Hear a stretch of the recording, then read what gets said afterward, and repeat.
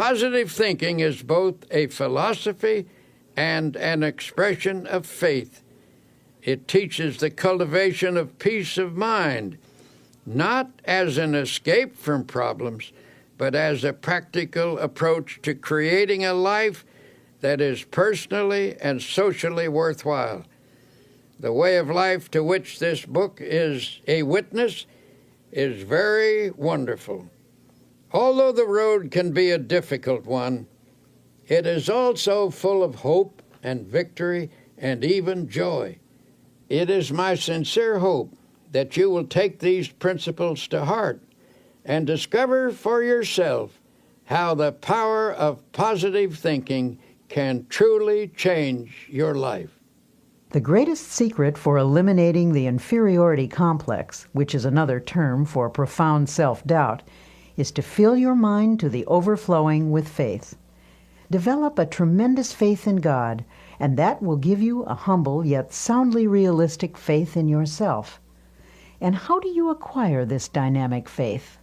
Well, the answer begins with the study of the Scriptures and the use of prayer, lots of prayer.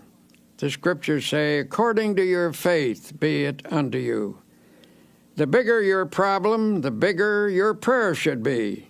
Drive your prayers deep into your doubts, into your fears and insecurities. Pray deep, big prayers that have plenty of strength, and you will come up with a powerful and vital faith. It is also helpful to go to a competent spiritual advisor, a minister, a priest, or a rabbi for instruction.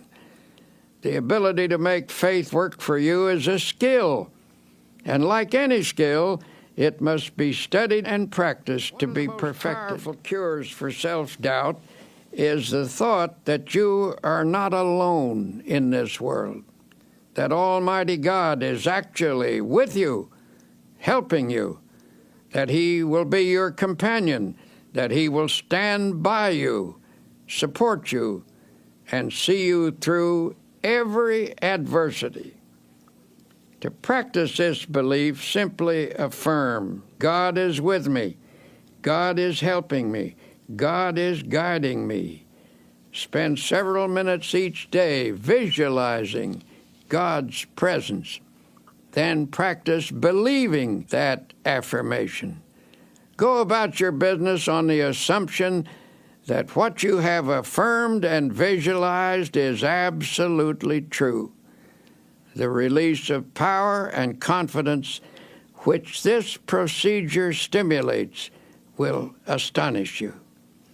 Along with prayer and study of the Scriptures, another very effective way to build self-confidence is by suggesting confidence concepts to yourself. If your mind is obsessed by thoughts of insecurity and inadequacy, that is, of course, because such thoughts have dominated your thinking over a long period of time. You must give your mind a different and more positive thought pattern, and that requires discipline. In the busy activities of daily existence, the repetition of positive ideas can help re-educate the mind and make of it a power-producing plant. It is possible, even in the midst of your daily work, to drive confident thoughts into your consciousness. Let me tell you about a method one man discovered. This man once went around with the feeling that something terrible was going to happen to him, and it made his life miserable, of course. His mind was saturated with a sense of inferiority. This mental state was reflected in his business, which was doing poorly. But then he hit upon a plan which knocked all those thoughts out of his mind, a plan which allowed him to live with a sense of confidence in himself and in life. I'm a traveling salesman, he explained, and I drive around all day calling on my customers. I've discovered that while a person drives, he or she thinks all kinds of thoughts. If the pattern of thought is negative, one will think many negative thoughts during the day, And that's the way I used to be, he said. I used to drive around all day between calls with my mind full of fear and defeat. And that is one of the reasons my work was going so poorly. Then he showed me his plan. In his glove compartment, he kept a pack of small cards. He chose one and clipped it on the instrument panel of his car. It read, "If you have faith, nothing shall be impossible unto you." He pulled out another which read, "If God be for us, who can be against us?"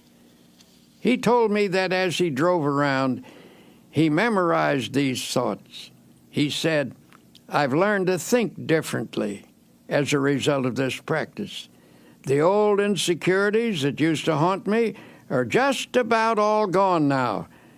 And instead of thinking thoughts of defeat and despair, I think thoughts of faith and courage. It is really wonderful the way this method has changed me. It has helped my business too. For how can you expect to make a sale if you approach a customer thinking you're going to fail? This plan is a very wise one.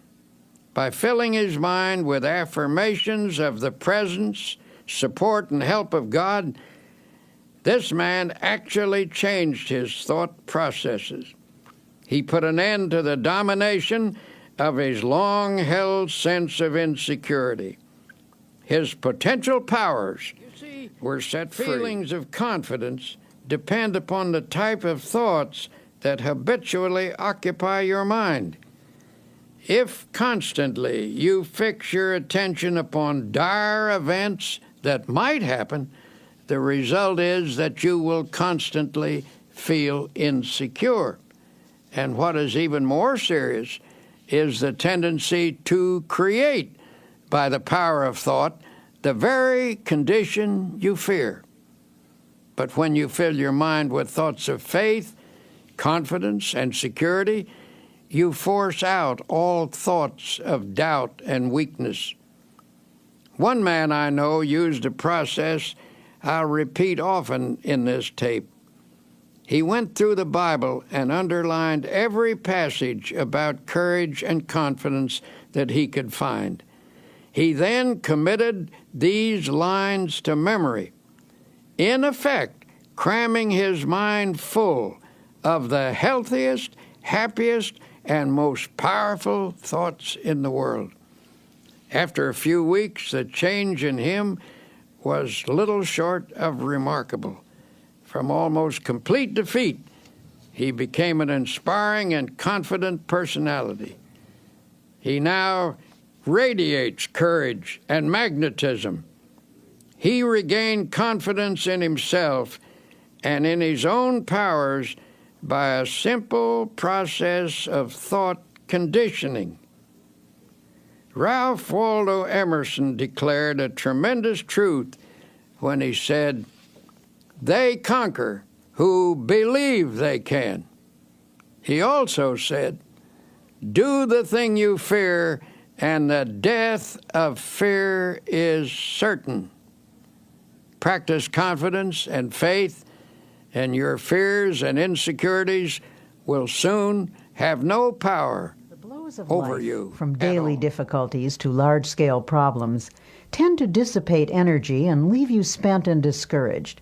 In such a condition, your true inner power is often obscured, and it becomes easy to yield to setbacks by feeling hopeless. When you find yourself in such a state, it is important to reappraise your assets. A reasonable self-evaluation will convince you that things are not as hopeless as you think they are. For example, a man of 52 consulted me. He was in despair. He told me that everything he had built up over his lifetime had been swept away. "Everything?" I asked sympathetically. "Everything," he repeated. "I have nothing left at all. Everything is gone. There is no hope, and I am too old to start all over again." And he said, "Sadly, I have lost all faith." Naturally, I felt sympathetic toward him, but it was evident that his chief trouble came from the dark shadows of hopelessness in his thinking. These shadows had entered into his mind and had distorted his outlook. His true powers had retreated behind this twisted thinking, leaving him without any force. So I said, suppose we take a piece of paper and on it list the values you have left. There's no use, he sighed. I haven't a single thing left. Well, I said, let's just see anyway. Now, is your wife still with you? Why, yes, of course, and she's wonderful, he added. We've been married for 30 years. She would never leave me, no matter how badly things were. All right, I said, let's put that down. Wife still with me. And how about your children? He said, actually, they've all told me that they love me and will stand by me. They are wonderful. Well, then, that is number 2. Children love you and will stand by you. Have you any friends? Yes, he said, I really have some fine friends who've offered to help. They've been very generous, but what can they do? So I wrote down number 3, fine friends who hold you in esteem. How about your integrity, your standing in the community? Oh, okay. I've always tried to do the right thing. Well, let's put that down as number 4, integrity, good standing. How about your health? My health is okay, I'm glad to say. Number 5, then, is good physical health. How about the United States? Do you still think it's the best place to do business and is the land of opportunity? Well, you and me both agree that it's the only country in the world we'd want to live in, he replied. Well, then that's number 6. You live in the USA, land of opportunity, and you're glad to be here. Then I asked, how about your religious faith? Do you believe in God and that God will help you? Yes, he admitted, I don't think I could have gotten through this at all if I hadn't had some help from God. At this point, I read him the assets we'd listed. Then I shoved it across the table to him. Take a look at that, I said. You've got quite a total of assets there. I thought you told me everything had been swept away. He grinned sheepishly. I guess I never thought of the situation that way. Perhaps things aren't so bad at that, he said pensively. Maybe I can start all over again. If I could just get some confidence, if I could just get the feel of some power inside me. Well, in time, he did get that feeling, and he did start all over again. But he did so only when he changed his viewpoint, his mental attitude. It was faith that swept away his doubts and gave him more than enough power to overcome all of his difficulties. And I must admit, he had plenty illustrates a at profound the time. truth, that attitudes are more important than facts. Anything facing us, however difficult, is not as important as our attitude towards it. The secret to rising above most difficulties is simply to gain a more balanced view, with a slant that is weighted a bit on the positive side. So if you feel you are defeated and have lost confidence in your ability to win, tell you what you do. Take a piece of paper and make a list, not of the factors that are against you, but of those that are for you. If anyone thinks constantly of opposing forces, those forces will get built up until they assume a formidable strength, which they actually don't possess. But if you mentally visualize and affirm and reaffirm your assets, you will rise out of even the most awesome difficulty. Your inner powers will reassert themselves, and with the help of God, lift you from defeat to victory. To help you start building up your self-confidence, here are 7 suggestions. 1. Create a mental picture of yourself as a success. Hold on to this picture tenaciously. Never permit it to fade. Since your mind tries to complete what it pictures, always picture success, no matter how badly things seem to be going at the moment. Whenever a negative thought about your personal power comes to mind, deliberately voice a positive thought to cancel it out. 2. Don't build up obstacles in your imagination. Minimize them instead. Problems should be seen for what they are and never inflated by fearful thoughts. 3. Don't be awestruck by other people or try to copy them. Remember that most people, despite a confident appearance, are often as scared and as doubtful of themselves as you are. 4. Get a competent counselor to help you understand the origin of your feelings of inferiority and self-doubt. These feelings often begin in childhood. Self-knowledge leads to a cure. 5. Each day, practice the following affirmation. Repeat it out loud if possible. I can do all things through Christ who strengthens me. Here's another dynamic affirmation. If God be for us, who can be against us? 6. Make what you think is a true estimate of your own ability, then raise it 10%. Don't become egotistical, but develop a wholesome self-respect. Believe in your own God-released powers. 7. Put yourself in God's hands. To do that, simply state, I am in God's hands. Then believe you are now receiving all the power you need. Affirm that the kingdom of God is within you, in the form of adequate power to meet all of life's demands. Remind yourself that God is with you and there is nothing that can defeat him. Now, Dr. Peale illustrates an important fact about human nature. You can think your way to failure and misery, but you can also think your way to success and happiness. Because thoughts are real and dynamic, learning to harness their power is a crucial step in creating a life of your own choosing.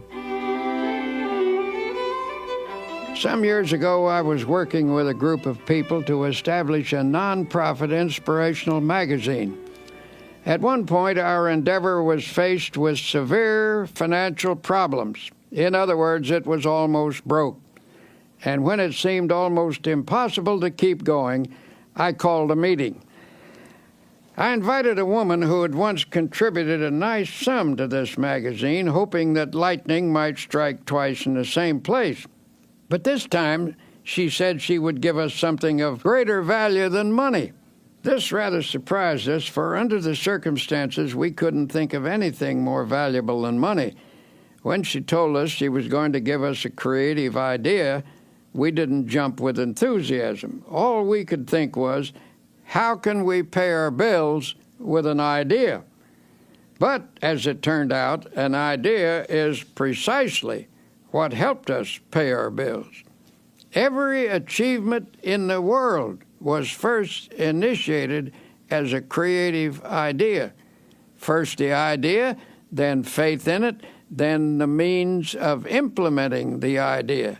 That is the way success proceeds. This woman continued. Now she said, here is the idea. What is your present trouble? Your trouble is that you lack everything, don't you? You lack money, you lack subscribers, you lack equipment, you lack courage. And why do you suppose you lack everything? Why, simply because you're only thinking about what you lack. You are constantly thinking lack thoughts, and you have thereby created a condition of lack. She told us if you constantly think about what you don't have, you keep creating the conditions that keep you in this state. By emphasizing only what you lack, you frustrated the creative forces that can get this project really rolling. She said, from the standpoint of doing a lot, you've been working very hard, but you failed to do the one all-important thing that will lend power to all your other efforts. You have not employed positive thinking.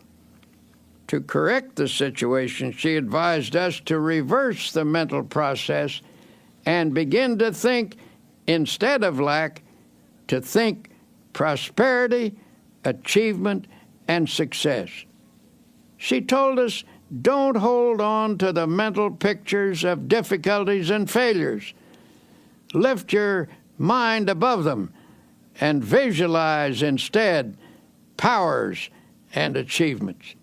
When you elevate your thoughts into the realm of attainment, you look down on your problems rather than up at them, and thus you get a more encouraging viewpoint. Always come up over your problems mentally. Never approach a problem from below. Wise advice, if you ask me. She told us the key was to visualize the solution to our problem. Suddenly she asked, how many subscribers do you need to keep this magazine going? At that time, we had only 40,000 paid subscribers. I thought quickly and said 100,000 would do it. All right, she said confidently. That's not too hard. In fact, that's easy. All you need to do is to visualize 100,000 people being creatively helped by this magazine, and you will have them. In fact, the minute you can see them, image and visualize them in your mind, you already have them. She turned to me and she said, can you see 100,000 subscribers at this minute? Look out there. Look ahead of you in your mind. Can you see them? Well, I wasn't convinced, and I said rather doubtfully, well, maybe so, but they seem pretty dim to me. She seemed a little disappointed in me as she repeated, use your imagination to visualize those 100,000 subscribers. I guess my imagination wasn't working too well because all I could see was the insufficient but actual 40,000 paid subscribers. Then she turned to someone else. Can you see 100,000 subscribers, she asked.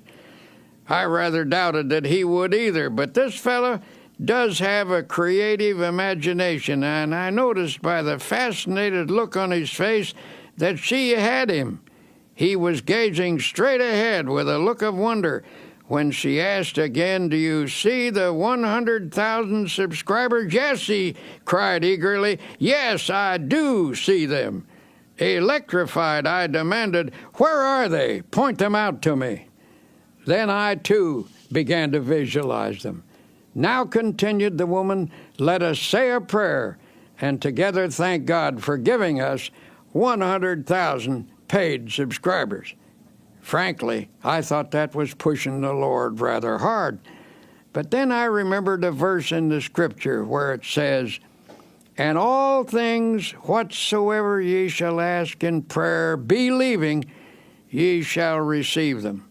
That means that when you pray for something, visualize what you pray for, believe that if it is God's will and is not selfishly sought after, then it is at that moment given to you. If you have difficulty believing this story, let me assure you that from that moment on, our magazine enterprise never lacked for anything. I tell you this because I was awed by the experience, realizing that I had stumbled upon a tremendous formula for personal victory. I call it the power of positive imaging. I decided to apply it from then on to my own problems, and whenever I've done so, I've had marvelous results. But whenever I've failed to do so, I've missed great One of the most important opportunities. insights about the human race was expressed by the famous psychologist William James. He said, the greatest discovery of my generation is that human beings can alter their lives by altering their attitudes of mind. In other words, as you think, so shall you be. If you want to improve your situation, get rid of all your old, tired, worn-out thoughts. Fill your mind with fresh, new, creative thoughts of faith, love, and goodness. By this process, you can actually remake your life. One business executive I know is the type of person who is never defeated. No problem, no setback, no obstacle ever gets him down. He simply attacks each difficulty with an optimistic attitude and a ready confidence that it will work out all right. And in some strange way, it always does. He seems to have a magic touch in life, a touch that never fails. One day he told me his secret. I was visiting his plant, a modern structure equipped with the latest machinery, using the most up-to-date production methods. It was a factory of outstanding efficiency. When we entered his office, which was decorated in a very modern style, I was quite surprised to find on his highly polished mahogany desk a battered old copy of the Bible.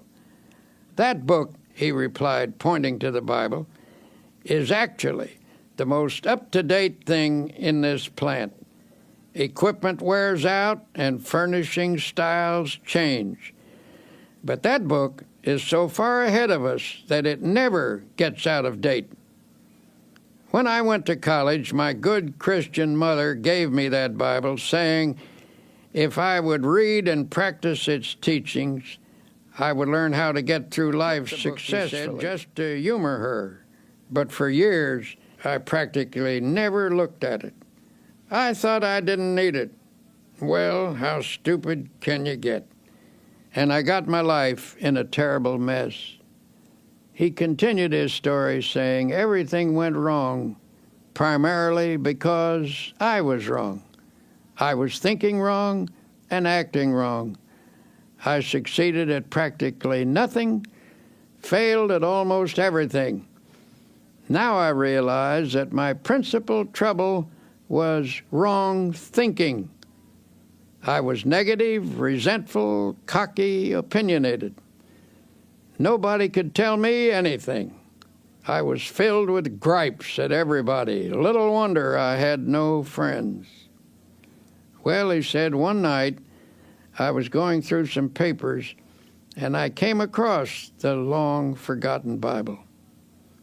It brought up old memories, and I started to read it aimlessly. It's strange how things happen, how in just a moment of time, everything can become different. As I read, a sentence leaped up at me, a sentence that changed my life. And when I say changed, I mean changed. Here is the sentence this man quoted. "The Lord is the strength of my life. In this will I be confident." I don't know why that one line affected me so, he went on, but it did.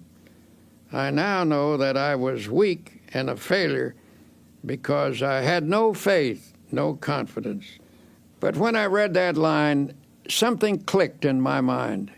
I guess I had what they call a spiritual experience. I decided to put my faith in God thereafter and sincerely try to do my best, following the principles laid down in the Bible. As I did so, I began to get hold of a new set of positive thoughts. In time, my old ways of thinking faded away, and these new thoughts took over and remade me.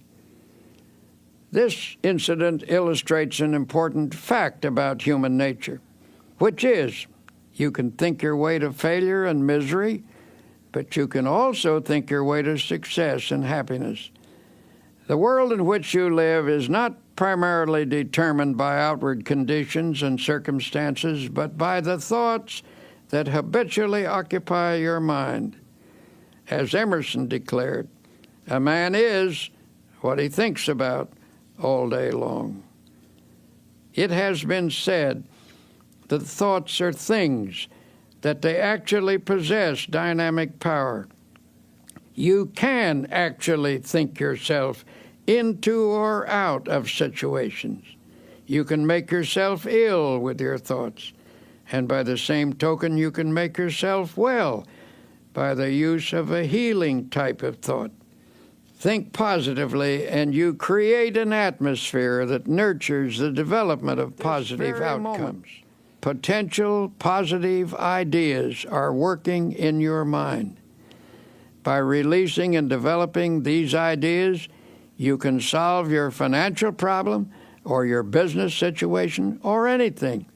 The practical use of your creative, positive thought pattern can remake your life, and you along with it. There was a time when I acquiesced in the silly idea that there is no relationship between faith and prosperity, that when one talked about religion, it should never be related to achievement, that it dealt only with ethics and morals or social values. But I came to realize that such a viewpoint limits the power of God and the development of the individual. Christianity teaches that there is a tremendous power in the universe, and that this power can and does dwell in personality. It is a power that can blast out all defeat and lift a person above every difficult situation. We have seen the demonstration of atomic energy. We know that astonishing and enormous energy exists in the universe. This same force of energy resides in the human mind. Nothing on earth is greater than the human mind in potential power. The average individual is capable of much greater achievement than he or she has ever realized.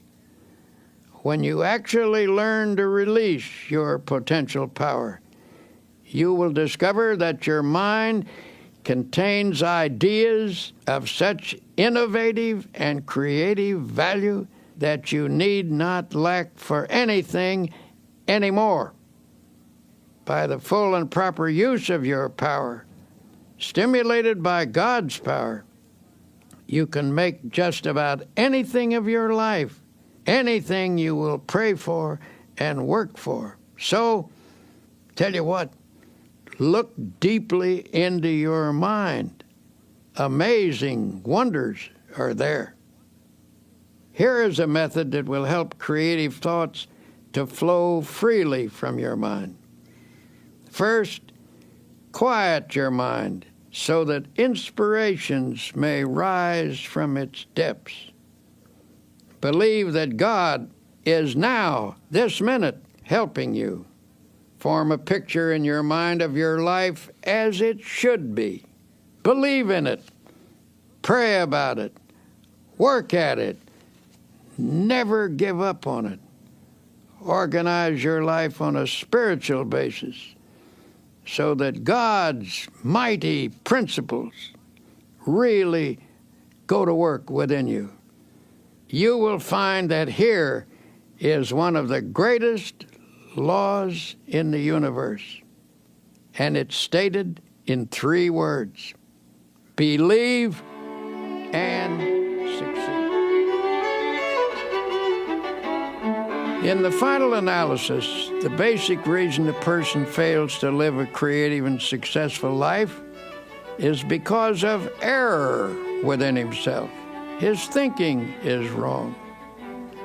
When the 23rd Psalm says, "He leadeth me in the paths of righteousness," it not only means that a person is to depart from evil and do good, but that he is to change his thinking from wrong to right, from error to truth.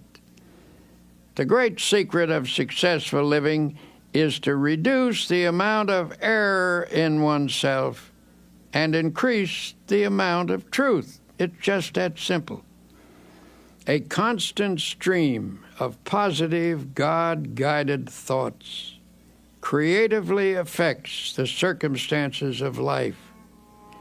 For inner truth always guides you toward the right path, and therefore leads to the right results.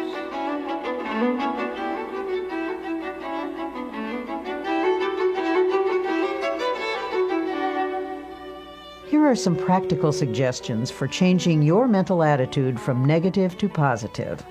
Such a change will release the kinds of thoughts that can help you make creative changes in your circumstances. 1. For the next 24 hours, deliberately speak hopefully about everything: your job, your health, your future.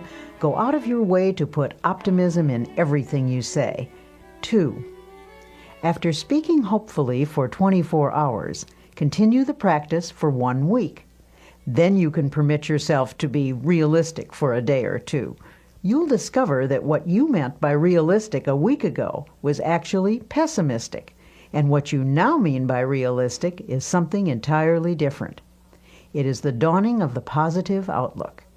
When most people say they're being realistic, they delude themselves. They are simply being negative.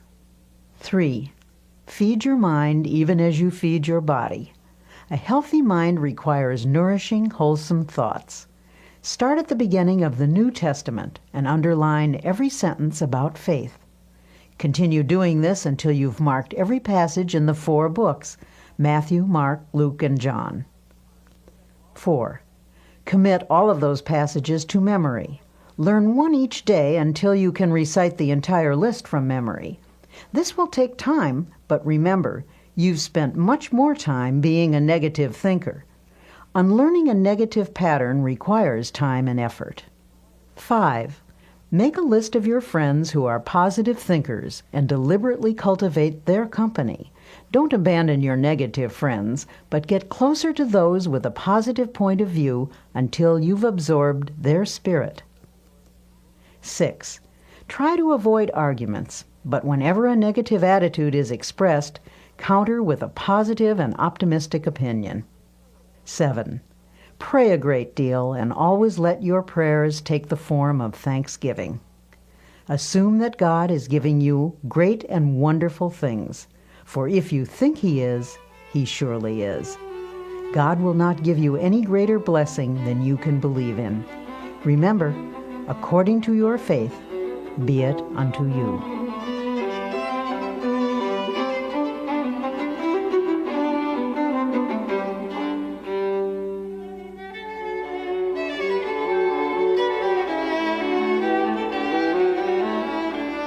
We've all had problems from time to time, and for some of us they've been so large we're tempted to think that no power on earth can save us. You'll see that some people don't look at things that way. They've found there is an answer to every problem. There is a power that can help: prayer. Personally, I believe that prayer is a sending out of vibrations from one person to another and to God. The entire universe is in vibration. The air is filled with vibration. There are vibrations even in the molecules of a table. The reaction between two human beings is in vibration. When you send out a prayer for another person, you are activating the forces of a spiritual universe.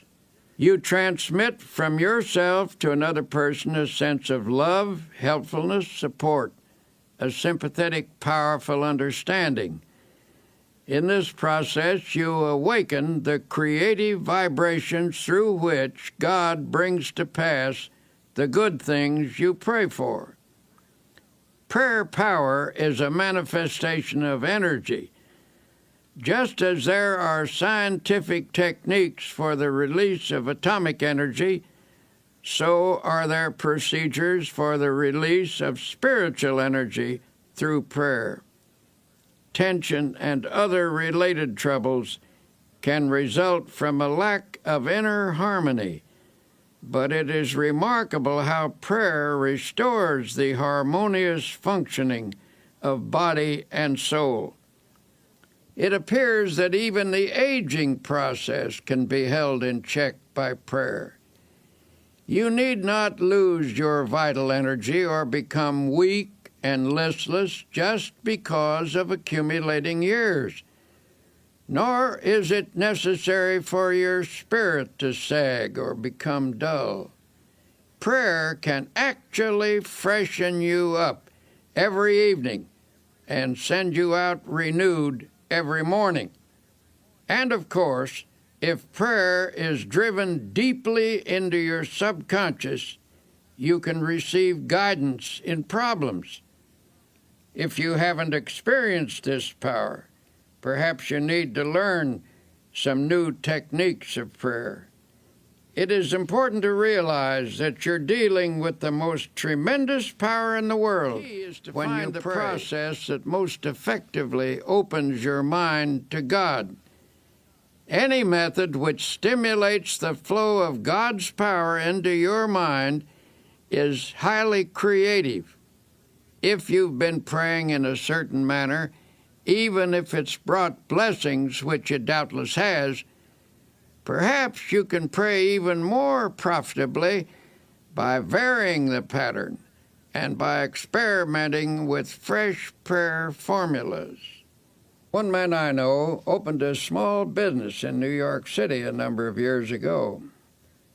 He characterized his first establishment as a little hole in the wall. He had only one employee. In a few years, this man moved into more extensive quarters. It became a very successful operation.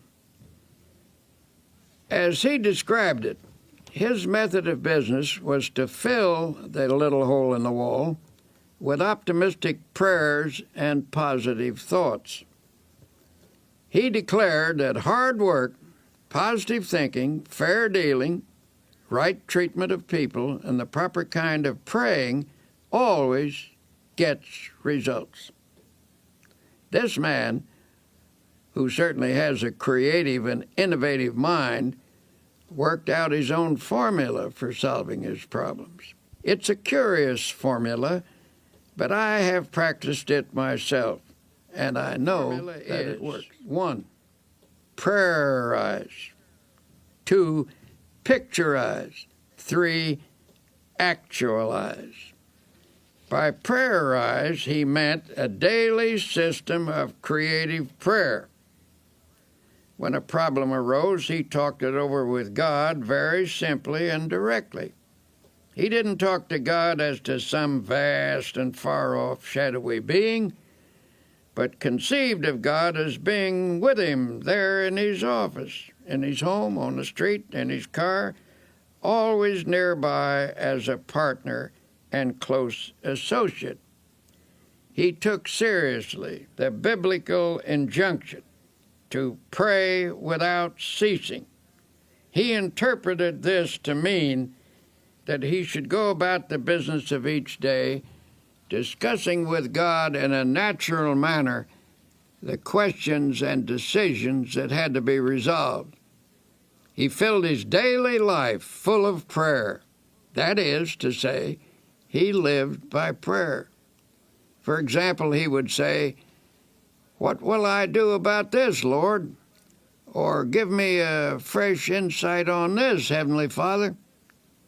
The presence of God finally came to dominate his conscious and ultimately his unconscious thinking. In effect, he prayerized his daily life and business. In his formula of creative prayer is to picturize. We've all seen how the person who assumes success tends to already have success. People who assume failure tend to have failure. When either failure or success is pictured, there is a very strong tendency for that picture to actualize as fact and become reality. To assure something worthwhile happening, therefore, first pray about it and test it according to God's will. Then print a picture of it on your mind as happening, holding that image firmly in consciousness. Continue to check that picture to God's will. That is to say, put the matter in God's hands and follow God's guidance. Work hard and intelligently, thus doing your part to achieve success in the matter. Practice believing and continue to hold the picture firmly in your thoughts. Do this, and you will be astonished at the ways in which that which is visualized comes to pass. A woman became aware she and her husband were drifting apart. Theirs had been a happy marriage, but the wife became preoccupied with social affairs, and the husband had gotten super busy. Before they knew it, the old-time close companionship was gone. Then, one day, she discovered his interest in another woman. At this, she lost her head and became hysterical. When she consulted her minister, he listened to her tale and then turned the conversation to herself. She admitted that she had become self-centered, sharp-tongued, and nagging. She then confessed that she had never felt herself the equal of her husband. Her sense of inferiority had made her retreat actually into antagonism. The minister suggested that she create an image of herself as capable and attractive. He whimsically told her that God runs a beauty parlor and that faith techniques could put beauty on a person's face and charm and ease in their manner. He gave her instruction in how to pray and how to spiritually picturize. He also advised her to hold a mental image of the goodness of her husband and of being once again in harmony and companionship with him. She was to hold this picture tenaciously with faith. Soon after this, her husband informed her that he wanted a divorce. She had conquered herself enough by now to receive this request with calmness. She replied that she was willing if he wanted it, but suggested they defer the decision for 90 days. If he still wanted a divorce at the end of this period, she would cooperate with him. Night after night he went out, and night after night she sat at home. But now she pictured him as seated in his old chair. She painted an image of him there, comfortably reading as in the old days. She visualized him puttering around the house, painting and fixing things as he used to do. She visualized the two of them playing golf together and taking hikes as they once did. She maintained this picture with steady faith, and one night, what do you know? There he actually sat in his old chair. She looked twice to be sure that it was the reality rather than the picturization, but perhaps a picturization is a reality, for at any rate, the actual man was actually there. After that night, he still went out occasionally, but more and more frequently, he sat in his chair. Then he began to read to her, as in the old days. Finally, one sunny Saturday afternoon, he asked, "What do you say to a game of golf?" The days went by pleasantly until she realized that the 90th day had arrived. That evening she said quietly, "Bill, this is the 90th day." "What do you mean?" he asked, puzzled. "The 90th day. Why, don't you remember? We agreed to wait 90 days to settle that divorce matter, and this is the day." He looked at her for a moment, and then, hidden behind his paper, He casually turned a page and said, "Don't be silly. I couldn't possibly get along without you. Where did you get the idea I would ever leave you?" The New Testament says the kingdom of God is within you. It is informing us that God has provided us with all the potential abilities we need. It is up to us to tap and develop those powers. A man I know is the chief of 4 executives in a successful company. At regular intervals, these men have idea sessions. The purpose of these meetings is to tap all the creative ideas lurking in the minds of any of the 4. For this session, they use a room without telephones, buzzers, or other usual office equipment. Before starting this session, the group spends 10 minutes in silent prayer and meditation. They conceive of God as creatively at work in their minds. Each prays and meditates silently in his own way. Following the quiet period, all start talking, pouring out ideas that have come to their minds. Memos of the ideas are written on cards and thrown on the table. No one is permitted to criticize any idea at this point, for they believe that argument can stop the flow of creative thought.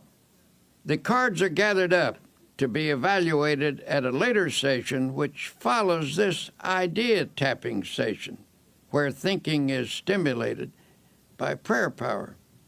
As one of the executives explained, we've come up with insights that not only show on our bottom line, but which have given us a new feeling of confidence.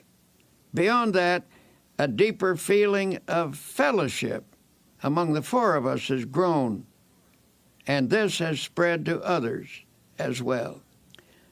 Alert people everywhere are finding that by trying prayer power, they feel better, work better, sleep better, are better. A young woman came to me a while ago and admitted that she was filled with hate, jealousy, and resentment. She was also very apprehensive, always worrying about her children, that they would be sick or get into an accident or fail in school or something. Her life was an unhappy mixture of fear and worry. I told her that the practice of creative prayer could change her life. I suggested that she pray every day at the time the children were coming home from school and make her prayers an affirmation of God's protective care. Doubtful at first, she became a most enthusiastic practitioner of prayer. Here's what she wrote to me. My greatest progress dates from the time you told me that every day is a good day if you pray. I began to put into practice the idea of affirming that this would be a good day the minute I woke up in the morning, and I can positively say that I haven't had a bad or upsetting day since that time. The amazing thing is that my days actually haven't been any smoother or any more free from petty annoyances than they ever were, but they just don't seem to have the power to upset me anymore. Every night I begin my prayers by listing all the things for which I am grateful, little things that added to the joy of the day. I know that this habit has geared my mind to pick out the nice things and forget the unpleasant ones. The fact that for 6 weeks I have not had a single bad day and have refused to get downhearted with anyone is really people marvelous find tremendous to me. power each day through prayer. Here are 10 suggestions for achieving effective results from your prayers. 1. Set aside a few minutes each day. Do not say anything. Simply practice thinking about God. This will make your mind spiritually receptive.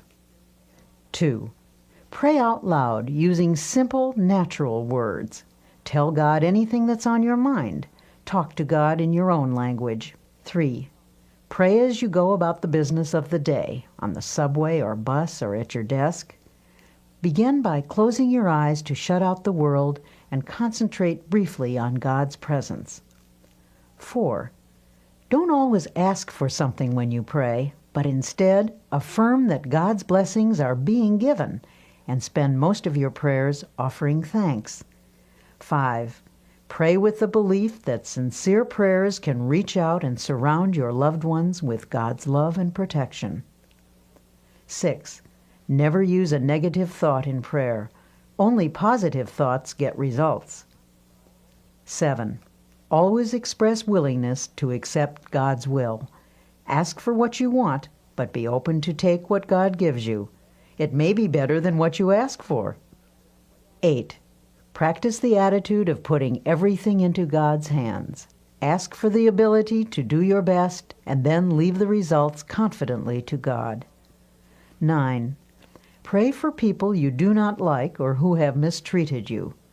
Resentment is the first obstacle to spiritual power. 10. Make a list of people for whom to pray. The more you pray for others, especially those not connected with you, the more the good results of prayer will come back to you.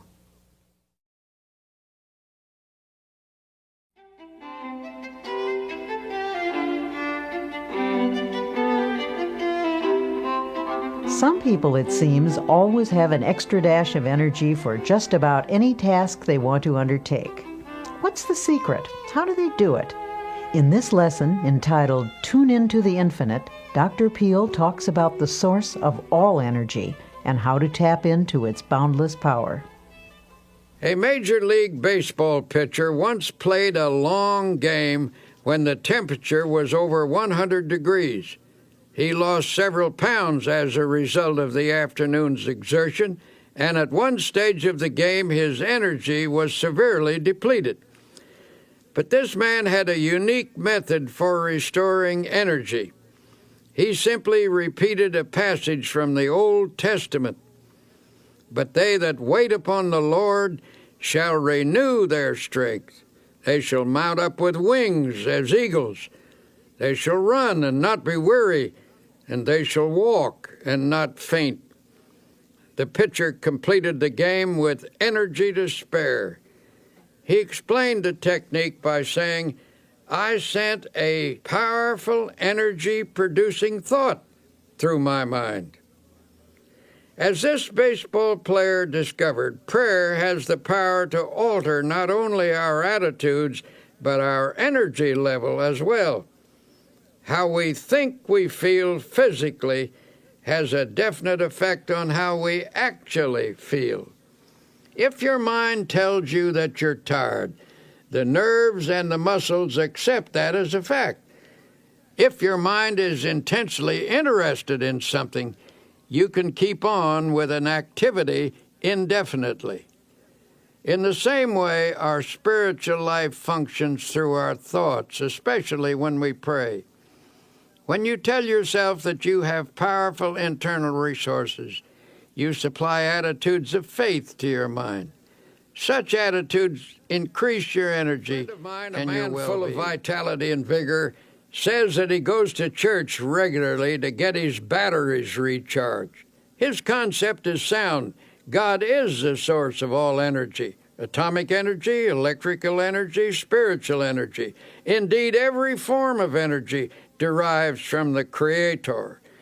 The Bible emphasizes this point when it says, He giveth power to the faint, and to them that have no might He increaseth strength. And here's how the Bible describes life's energizing and re-energizing process. In Him we live and move and have our being. In other words, from God we receive our vitality and our dynamic energy, and through Him we attain completeness. Contact with God establishes within us a flow of the same type of energy that recreates the world, that renews springtime every year. When we're in spiritual contact with God through our thoughts, divine energy flows through us and automatically renews the original creative act. It's not unlike an electric clock connected to an outlet. The clock continues to keep time until it's unplugged. Then it stops because it has lost contact with its source of power. When we lose contact with our divine source of energy, much the same thing happens. We can tap into a reservoir of boundless power, and from this source we can draw on unlimited energy for body and mind. A friend of mine, a man whose responsibilities are very heavy, works from morning until night without interruption, but this fellow always seems able to assume new obligations. Most importantly, he has the knack of handling his work easily and efficiently. One day I happened to be talking with his physician, and I commented that I hoped this man wasn't setting a dangerous pace that could lead to a breakdown. The doctor shook his head. "No," he replied, "I don't think there's any danger of a crack-up. The reason is that he's a thoroughly well-organized individual with no energy leaks in his makeup. He handles things with easy power and carries burdens without strain. He never wastes an ounce of energy. Every effort is applied with maximum force."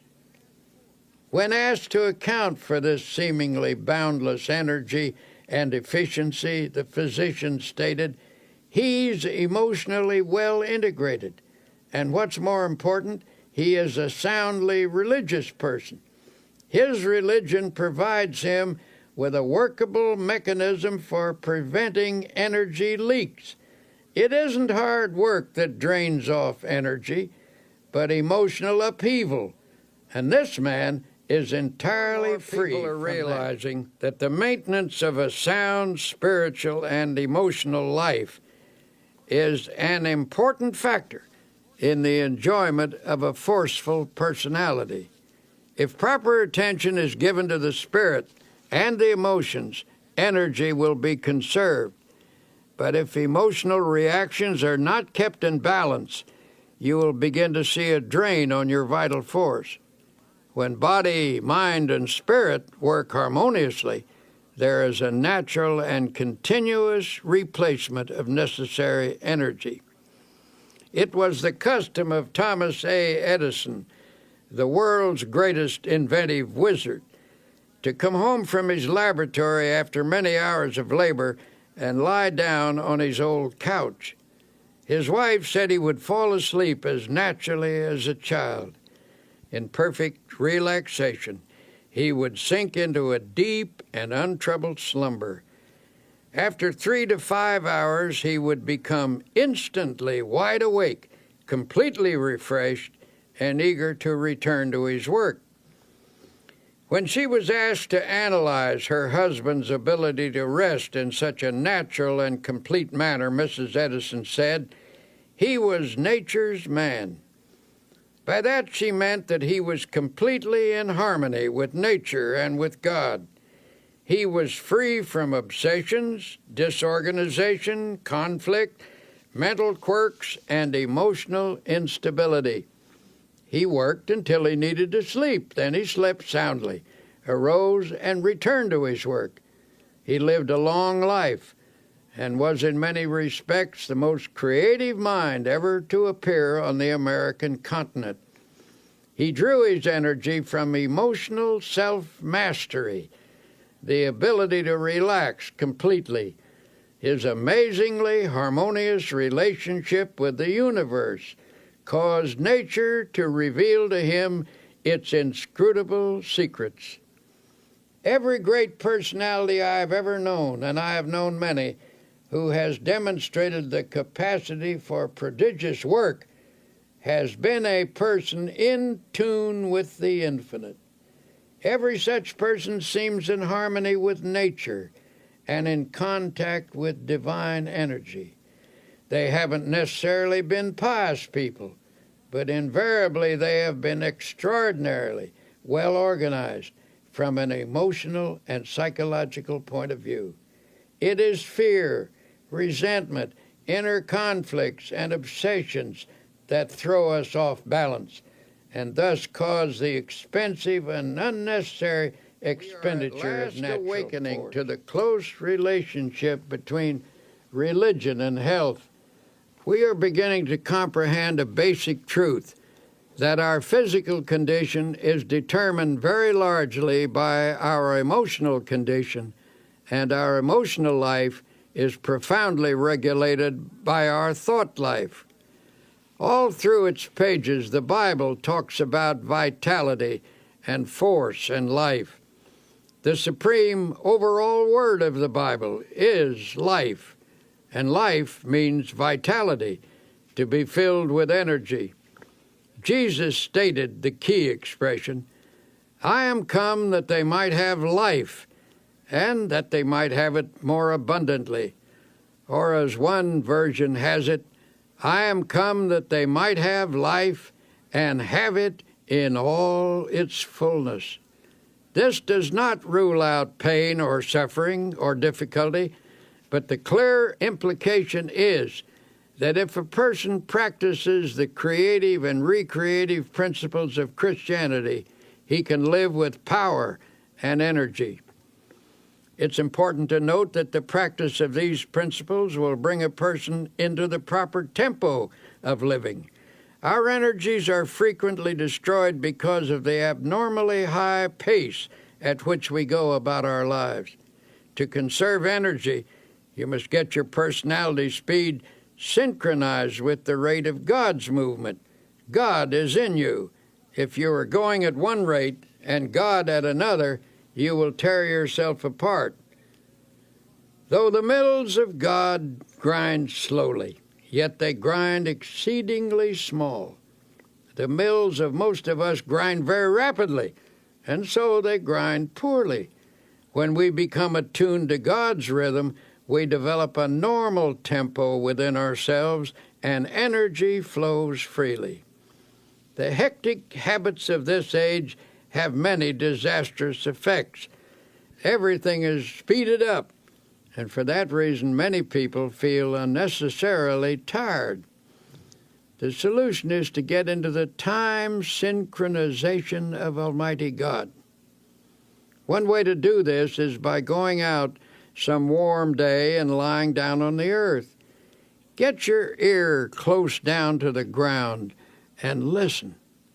You will hear all manner of sounds. You will hear the movement of the spheres, the wind in the trees, and the murmur of insects.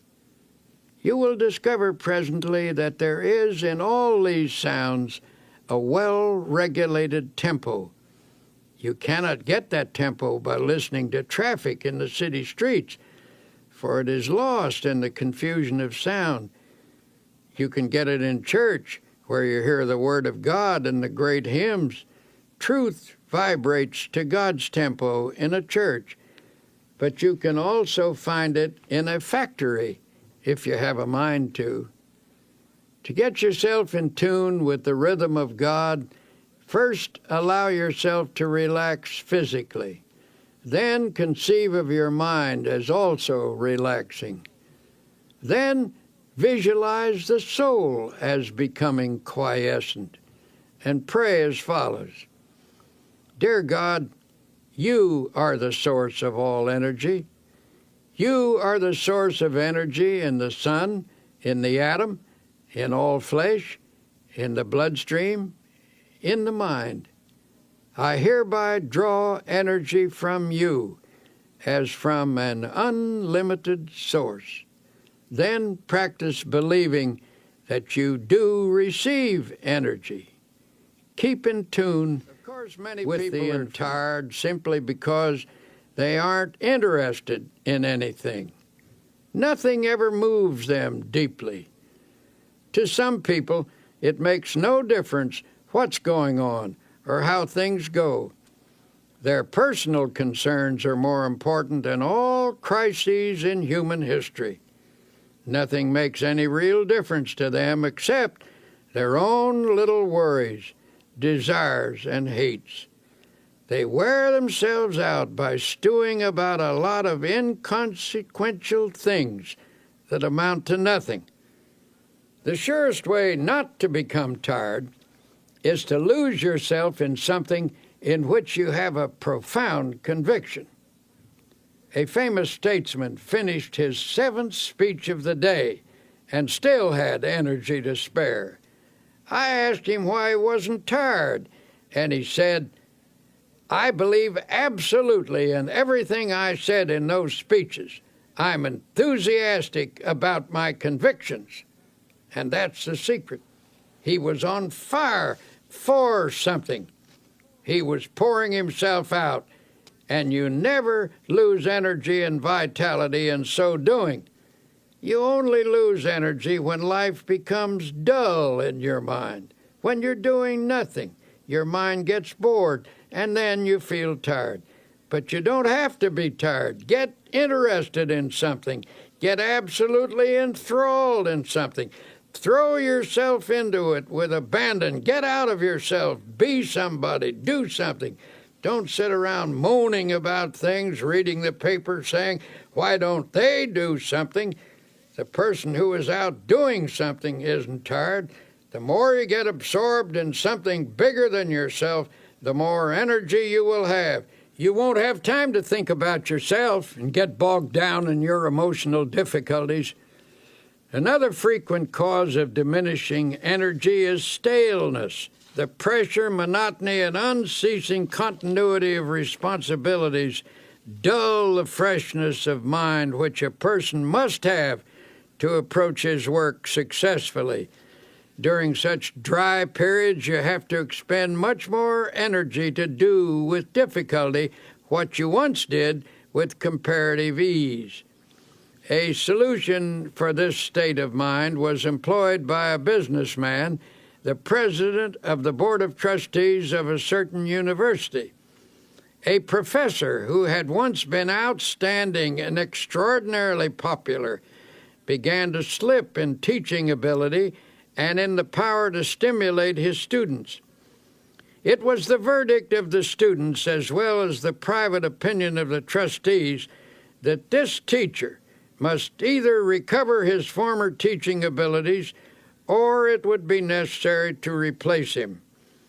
The professor was told that the Board of Trustees was giving him a 6 months leave of absence with all expenses paid and with full salary. There was only one stipulation, that he go away to a place of rest and give himself over to gaining a complete renewal of strength and energy. The board invited him to use a cabin which he himself owned in a wilderness setting and made the curious suggestion that he take no books except one, the Bible. He suggested that the professor's daily program be walking, fishing, some manual work in the garden, and an extended period of reading the Bible. He encouraged the professor to memorize as many passages as possible in order to saturate his mind with the great words and ideas which the book contains. He said, "I believe that if you spend 6 months outdoors chopping wood, digging in the soil, reading the Bible, and fishing in deep lakes, you will become a new man." The professor agreed to this unique proposal. His adjustment to this radically different mode of life was an easier one than he or anyone who knew him expected.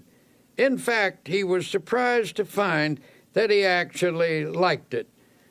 After he became accustomed to active outdoor living, he discovered it had an immense appeal for him. He missed his intellectual associates and his reading for a while, but forced back upon the Bible, his only book, he became immersed in it. To his amazement, he found the Bible to be, as he put it, a library within itself. In the pages of the Bible, he found faith and peace and power. In 6 months, he was a new man. When he returned to teaching, his colleagues and students found him a person of compelling power and exciting inspiration. His staleness had gone, and the old-time energy returned. The spiritual retreat caused his power to surge again and renewed his zest for living. Here are a few suggestions for increasing your energy and vitality. 1. Remember, how you think you feel physically has a definite effect on how you actually feel. Tell yourself frequently that you have powerful internal resources. 2. God is the source of all energy. To tap into this boundless reservoir, repeat this affirmation: He giveth power to the faint, and to them that have no might, He increases strength. 3. Try to stay in harmony with nature and in contact with divine energy. People who are free of fear, resentment, inner conflicts, and obsessions have an abundance of energy because they don't waste their precious emotional resources. 4. Get interested in something. People frequently feel tired because they aren't on fire for something outside their own small circle of interests. 5. Rejuvenate your spirit by taking yourself away from daily routines. Take along a Bible as your companion.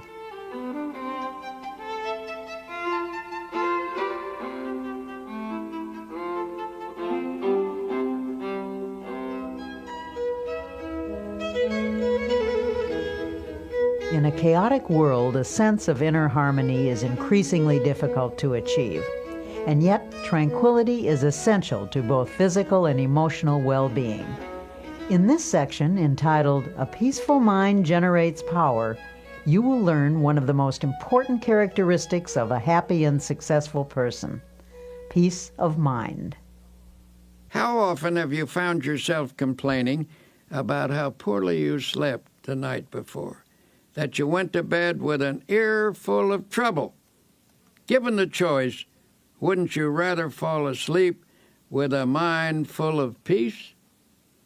The secret to a mind full of peace lies in one's mental attitude. The life of strain is very difficult. On the other hand, the life of inner peace, being harmonious and without stress, is the easiest type of existence. It is a life which accepts God's gift of peace and embraces the attitude of relaxed trust in Him. The first technique recommended is to practice emptying the mind. I cannot emphasize enough the importance of a frequent mental catharsis. This means clearing the mind of fears, hates, insecurities, regrets, and guilt. The mere attempt to empty the mind tends to give relief. Haven't you ever experienced a welcome sense of release when you've poured out your troubles to somebody you can trust? One effective method for doing this is the daily practice of silence. Everyone should insist upon at least 15 minutes of absolute silence every day. Go alone into the quietest place available and sit or lie down. Do not talk, do not write, do not read. Think as little as possible. Conceive of your mind as the surface of a body of water and see how nearly quiet you can make it so that there isn't even a ripple. When you've attained a quiescent state, begin to listen for the deeper sounds of harmony and beauty and of God that are to be found in the essence of silence. I was once conducting a religious service on an ocean liner on a voyage to Hawaii. In the course of my talk, I suggested that people who were carrying worries in their minds go to the stern of the vessel and imaginatively take each anxious thought out and drop it into the ocean and watch it disappear in the wake of the ship. It seemed an almost childlike suggestion, but a man who had quite a no-nonsense manner came to me later that day and said, "You know something? Every evening at sunset, as long as this voyage lasts, I'm going to drop all my worries overboard until I develop the ability to cast them entirely out of my consciousness at will. Every day I shall watch them disappear in the great ocean of time." Doesn't the Bible say something about forgetting those things that are behind? Of course, just emptying the mind is not enough. To prevent those old unhappy thoughts from sneaking in again, you must refill the mind immediately with creative and healthy thoughts. These happy thoughts will stand guard when the old fears, hates, and worries that used to haunt you try to edge back in again. At intervals during the day, practice thinking a carefully selected series of peaceful thoughts. Let mental pictures of the most peaceful scenes you have ever witnessed pass across your mind. For example, you might see a beautiful valley filled with the hush of evening time as the shadows lengthen and the sun sinks to rest. Or you could recall the silvery light of the moon falling upon rippling waters, or the sea washing gently upon soft shores of sand. Serene images like these will work upon your mind as a healing medicine. You might also practice the techniques of repeating beautiful words out loud. Words have profound suggestive power, and there is healing in the very saying of them. Utter a series of panicky words, and your mind will immediately go into a mild state of nervousness. You will perhaps feel a sinking in the pit of your stomach that soon affects your entire body. If, on the other hand, you speak peaceful, quieting words, your mind will react in a peaceful manner. Use such words as, for example, tranquility. Repeat the word slowly several times. Tranquility is one of the most beautiful and melodic of all English words, and the mere saying of it tends to induce a tranquil state. It is also helpful to use lines from poetry. When peaceful quotations are dropped in the subconscious, they lubricate the mind with peace. Here is one from a 16th century mystic.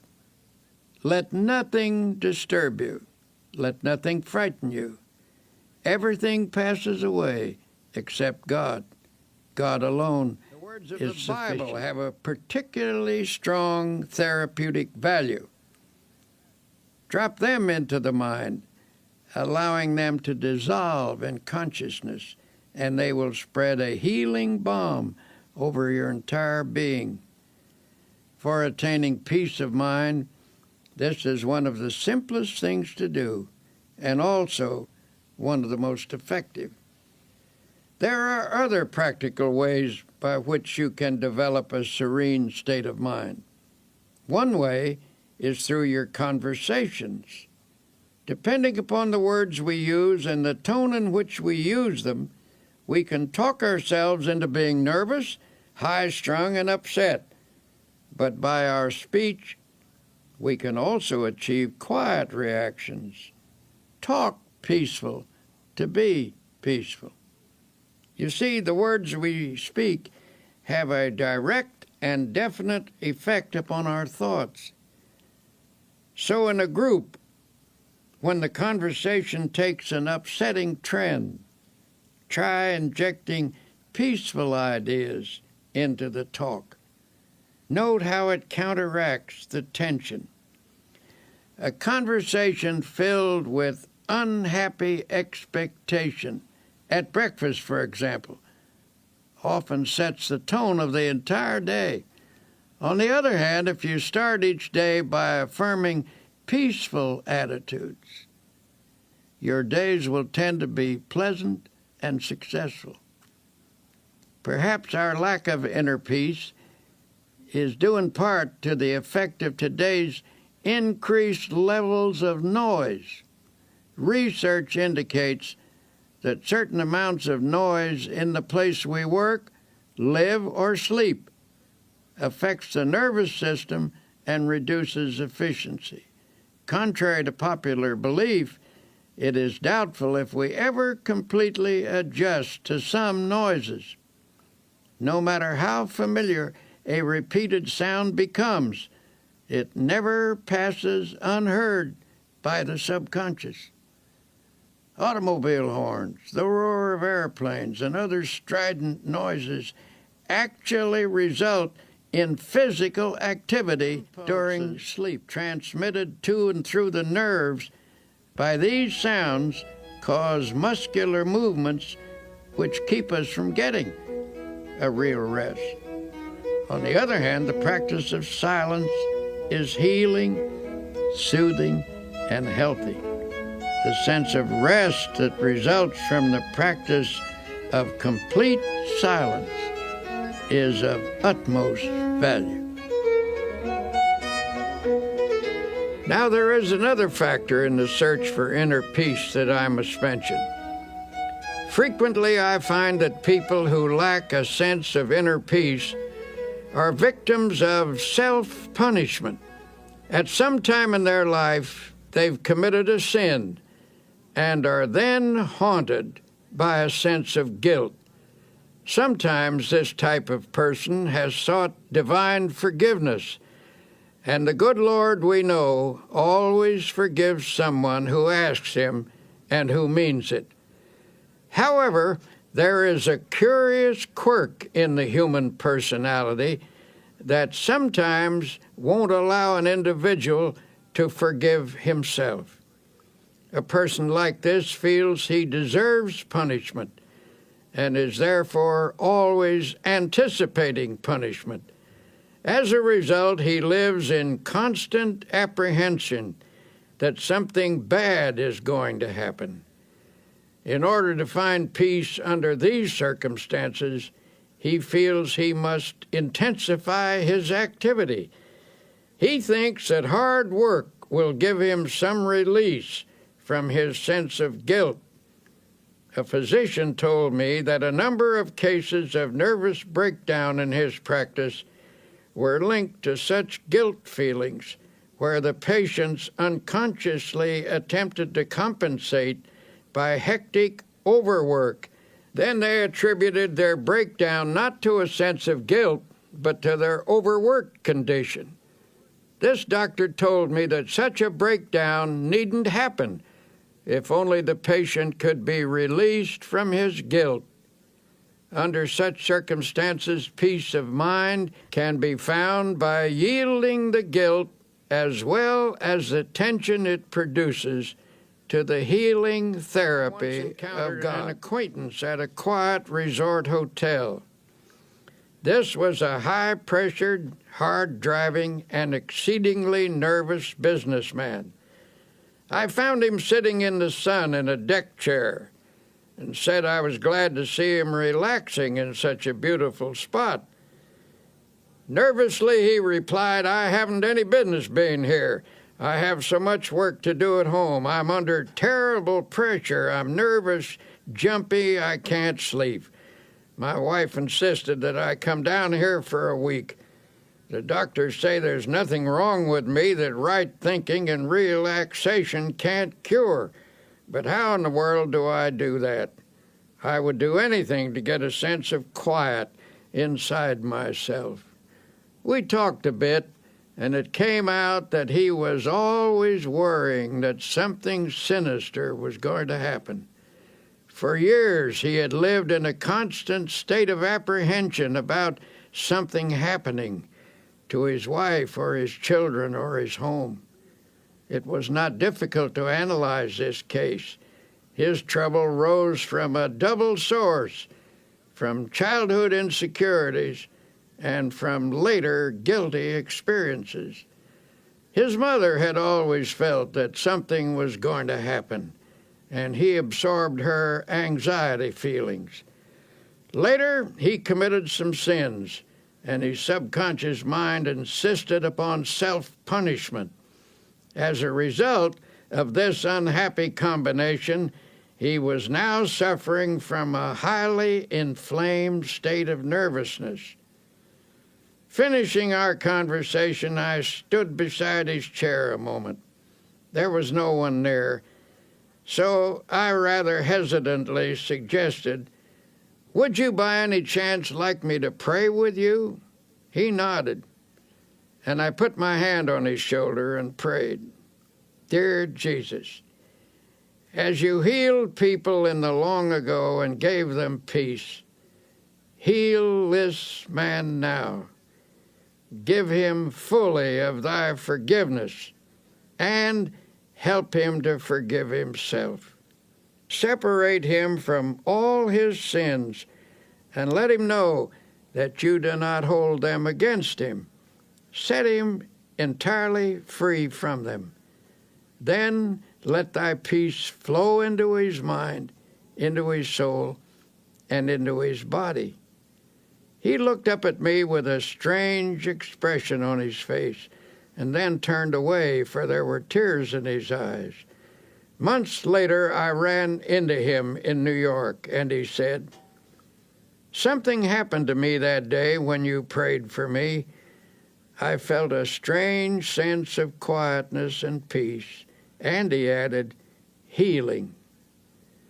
This man now goes to church regularly and reads the Bible every day. He follows the laws of God and has a great deal of driving force. This is a healthy, happy man, for now he has peace in his heart and in his mind. If you're having trouble finding peace of mind, here are a few exercises. 1. Every day, put aside 15 minutes for yourself when you can find absolute silence. Go alone into a quiet place and sit or lie down. Think as little as possible. Allow the silence to open you up to feelings of harmony and beauty. 2. From time to time during the day, practice concentrating on a selected series of peaceful thoughts. Think of your past as a painting from which you can choose the most serene moments you have ever experienced. Allow your mind to dwell in those scenes until you feel you are present in that place and absorbing its tranquility. 3. Practice the technique of repeating beautiful words out loud. Words have profound powers of suggestion, and there is healing in the very saying of them. 4. The words of the Bible are especially therapeutic. Drop them into your mind, allowing them to dissolve in your consciousness, replacing negative thoughts. When your daily pace is a frantic one, it's more important than ever to remember that peace of mind is essential to efficiency, no matter what you do. Dr. Peale's prescription for accomplishing more in your life is to relax for easy power through the healing properties of calmness and quiet. Do you ever fume and fret? Here is a picture of yourself if you do. The word fume means to boil up, to blow off, to be agitated. It conjures up images of someone who is seething and distraught. The word fret is equally descriptive. It is reminiscent of a sick child in the night, a petulant and irritating half-cry, half-whine. To fret is a term usually used when talking about children, but unfortunately it frequently describes the emotional reaction of many adults. The Bible advises us to fret not thyself.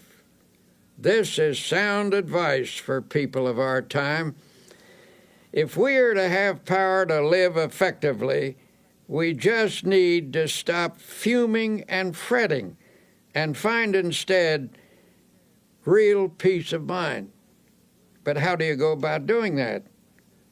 A first step is to reduce your pace, or at least the tempo of your pace. We don't usually realize how fast we're driving ourselves. Many people destroy their bodies by this pace, but even worse, they tear their minds and souls to shreds as well. The pace at which we live is determined by our thinking habits. It's possible for someone to live a quiet, physical existence and yet maintain a fast tempo emotionally. When the mind goes rushing on pell-mell from one feverish attitude to another, it becomes feverish too. This overstimulation produces fatigue, frustration, and emotional illness. And if this effect is so physically and emotionally pronounced, imagine what it does to that deep inner essence of the personality known as the soul. It is impossible to have peace of soul if one's tempo is so feverishly accelerated. God simply won't go that fast. He will not endeavor to keep up with you. He says, in effect, go ahead if you must with this foolish pace, and when you are worn out, I will offer you my healing. But I can make your life rich if only you will slow down and live and move and have your being in me. God moves imperturbably, slowly, and with perfect organization. The only wise rate at which to live is at God's rate. God gets things done, and they are done right, and He does them without hurrying. He neither fumes nor frets. He is peaceful and therefore very efficient. This same peace is offered to us. Peace I leave with you. My peace I give unto you. Sometimes I wonder if this generation isn't so accustomed to tension and noise that many aren't comfortable without it. The deep quietness of woods and valleys, so well known to our forefathers, is almost an alien state to them. It seems that the tempo of their lives doesn't allow them to draw upon the marvelous sources of peace and quietness that the physical world offers. One summer afternoon, my wife and I went for a long walk in the woods. We were stopping at a beautiful lake mountain house, which is set in one of the finest natural parks in this country, 7,500 acres of virgin mountainside, in the middle of which is a lake that is set like a gem in the forest. Here you come out of the deep woods onto some noble promontory and rest your eyes on great valleys set among hills, rock-ribbed and ancient as the sun. These woods, mountains, and valleys constitute what ought to be a sure retreat from every confusion in this world. On this afternoon as we walked, there was a mixture of summer showers and sunlit hours. We were drenched and started to fret about it a bit because it took the press out of our clothes. Then we told each other that it doesn't hurt a human being to get drenched with clean rainwater, that the rain feels cool and fresh on one's face, and that you can always sit in the sun and dry yourself out. So we walked under the trees and talked, and then fell silent. We were listening deeply to the quietness. In the strict sense, the woods are never still. There is tremendous activity always in the process. But on this beautiful afternoon, nature's sounds were quiet, harmonious. Nature was laying its hand of healing quietness upon us, and we could actually feel the tension being drawn off. Just as we were falling under this spell, the faint sounds of something passing for music came to us. It was a nervous, high-strung music, so popular these days. And presently through the woods came 3 young people, and one of them was lugging a portable radio. City people out for a walk in the woods, and tragically enough were bringing their noise along with them. They were nice folk, too, for they stopped and we had a pleasant talk with them. It occurred to me to ask them to turn that thing off and listen to the music of the woods. But I didn't feel it was my business to instruct them, and finally they went on their way. We commented on the loss they were incurring, that they could pass through this peacefulness and not give ear to the music that is as old as the world, harmony and melody the like of which man has never equaled, the song of the wind through the trees, the sweet notes of birds singing their hearts out, the whole background of the music of the spheres. Remember the words of Jesus, "Come ye yourselves apart into a desert place and rest a while." Frequently enough, I've had to remind myself to practice this truth. But we must discipline ourselves to quietness if we expect its benefits in our lives. To help reduce the tension that seems to dominate people everywhere, you can start by reducing your pace. To do that, you will need to slow down and quiet down. Do not fume. Do not fret. Practice being peaceful. Practice the peace of God, which passeth all understanding. Then note the quiet sense of power that wells up within you. A physician gave some rather unusual advice to a patient of his, one of those aggressive, go-getter types of businessman. This man had been telling him that he takes his briefcase home with him every night, packed with important work that must get done right away. When the doctor asked if someone else couldn't help him with it, the man snapped, "Nope, I'm the only one who can do it. Everything depends on me." The doctor asked, "If I write a prescription, will you follow it?" This, believe it or not, was the prescription. His patient was to take off 2 hours every working day and go for a long walk. Then he was to take off a half day a week and spend that half day in a cemetery. In astonishment, the patient demanded, "Why should I spend a half day in a cemetery?" "Because," answered the doctor, "I want you to wander around and look at the gravestones of men who are there permanently. I want you to meditate on the fact that many of them are there because they thought, even as you do, that the whole world rested on their shoulders. Meditate on the solemn fact that when you get there permanently, the world will go on just the same. There are times when it is essential to check our headlong pace, and it must be emphasized that the only way to stop is to stop. Believe me, I know personally from a certain city to give a lecture and was met at the plane by a committee. I was rushed to a bookstore where I had an autographing party, and then to another bookstore where another autographing party was held. Then they rushed me to a luncheon. After rushing through the luncheon, I was rushed to a meeting. After the meeting, I was rushed back to the hotel, where I changed my clothes and was rushed back to a reception, where I met several hundred people and drank 3 glasses of fruit punch. Then I was rushed back to the hotel and told I had 20 minutes to dress for dinner.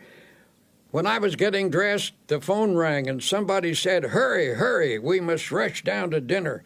Excitedly I chattered, "I will rush right down." I rushed from the room and was so excited that I could scarcely get the key into the lock. Hastily I checked myself to make sure I was completely dressed and rushed toward the elevator. All of a sudden, I stopped. I was out of breath. I asked myself, just what is this all about? What is the meaning of this ceaseless rush? This is ridiculous. Then I declared independence and said, I don't care if I go to dinner or not. I do not care whether I make a speech. I do not have to go to this dinner, and I do not have to give a speech. So deliberately and slowly I walked back to my room and took my time about opening the door. I telephoned the man downstairs and said, if you want to eat, go ahead. If you want to save a place for me, I will be down after a while when I'm good and ready. But I'm not going to rush anymore. So I removed my coat, sat down, took off my shoes, put my feet up on the table, and just sat. Then I opened the Bible and very slowly read aloud the 121st Psalm. I will lift up mine eyes unto the hills, from whence cometh my help. I closed the book and had a little talk with myself, saying, come on now, son, start living a slower pace and a more relaxed life. And then I affirmed, God is here and his peace is touching me. I don't need anything to eat, I reasoned. I eat too much anyway. Besides, the dinner will probably not be very good, and if I am quiet now, I will give a better speech at 8 o'clock. So I sat there resting and praying for a while. I shall never forget the sense of peace and personal mastery I had when I walked out of that room. I had the glorious feeling of having overcome something, of having taken control of myself emotionally. And when I reached the dining room, the others had just finished the first course. All I missed was the soup, which by general consent was no great loss. This incident was an amazing encounter with the healing presence of Almighty God. I gained this experience simply by stopping, by quietly reading the Bible, by sincerely praying, and by thinking some peaceful thoughts for a few moments.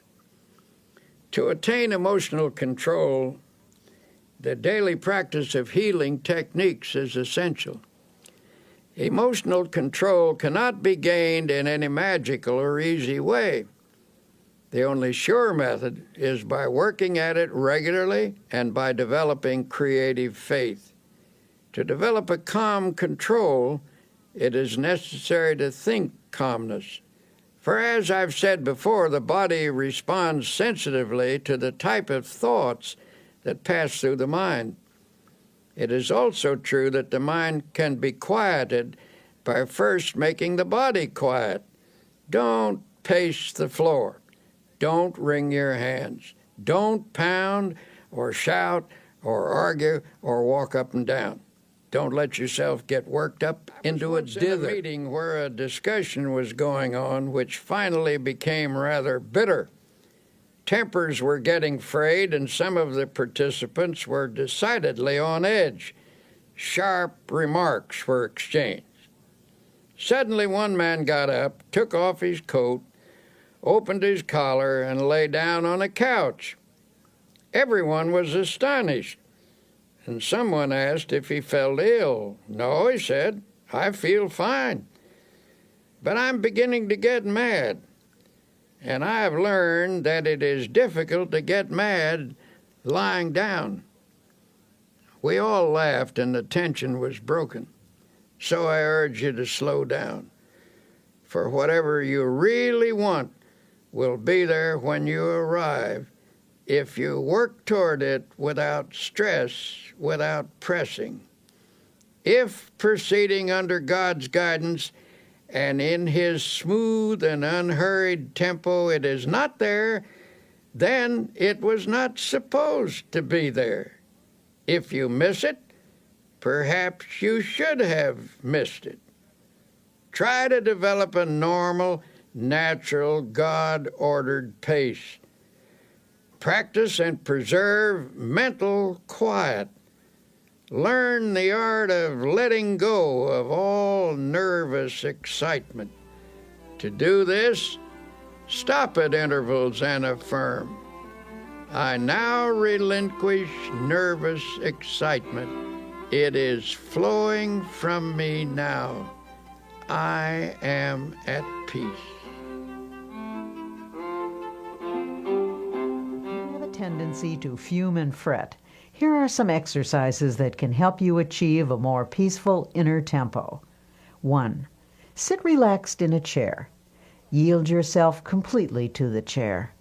Starting with your toes and proceeding to the top of your head, conceive of every part of your body as relaxing. Affirm this relaxed state by saying, "My toes are relaxed, my fingers are relaxed, my facial muscles are relaxed," and so on. 2. Think of your mind as the surface of a lake in a storm, tossed by waves and whipped by the wind. Then imagine the waves subside and the surface placid and smooth. 3. Spend 2 or 3 minutes thinking of the most beautiful and peaceful scenes you have ever beheld. A mountain at sunset, for example, or a deep valley filled with the hush of early morning, or a woods at noonday, or moonlight upon rippling waters. In your memory, relive these scenes. 4. Make a mental list of times in your life when you've been conscious of God's watchful care. Recall how He brought things out right and took care of you when you were worried and anxious. Then recite aloud this line from an old hymn: "So long thy power hath kept me, sure it still will lead me on." 5. Repeat the following quotation, which has a great power to relax and quiet the mind. "Thou wilt keep him in perfect peace, whose mind is stayed on thee." Repeat this aloud if possible, so that by the end of the day you will have said it many times. Conceive of these words as active, vital substances that permeate your mind and send a healing balm to every area of your heart and mind. The connection between the mind and the body is a subtle but powerful one. Emotional turmoil can sap your energy, reduce your efficiency, cause poor health, and of course, steal your chances for happiness. Here's Dr. Peale with some thoughts on reversing this process and restoring your vitality. A physician I know says many of his patients have nothing wrong with them except their thoughts. He has a favorite prescription for some of them, and it's a verse from the Bible, no less. It reads, "Be ye transformed by the renewing of your mind." He finds that when his patients change the pattern of their thoughts, they actually achieve a more peaceful state of mind. And that helps to produce health and well-being. Many people can benefit from such a prescription of prayer, faith, and dynamic spiritual thinking. Here's an example. The sales manager of a large company had experienced a serious decline in both ability and energy.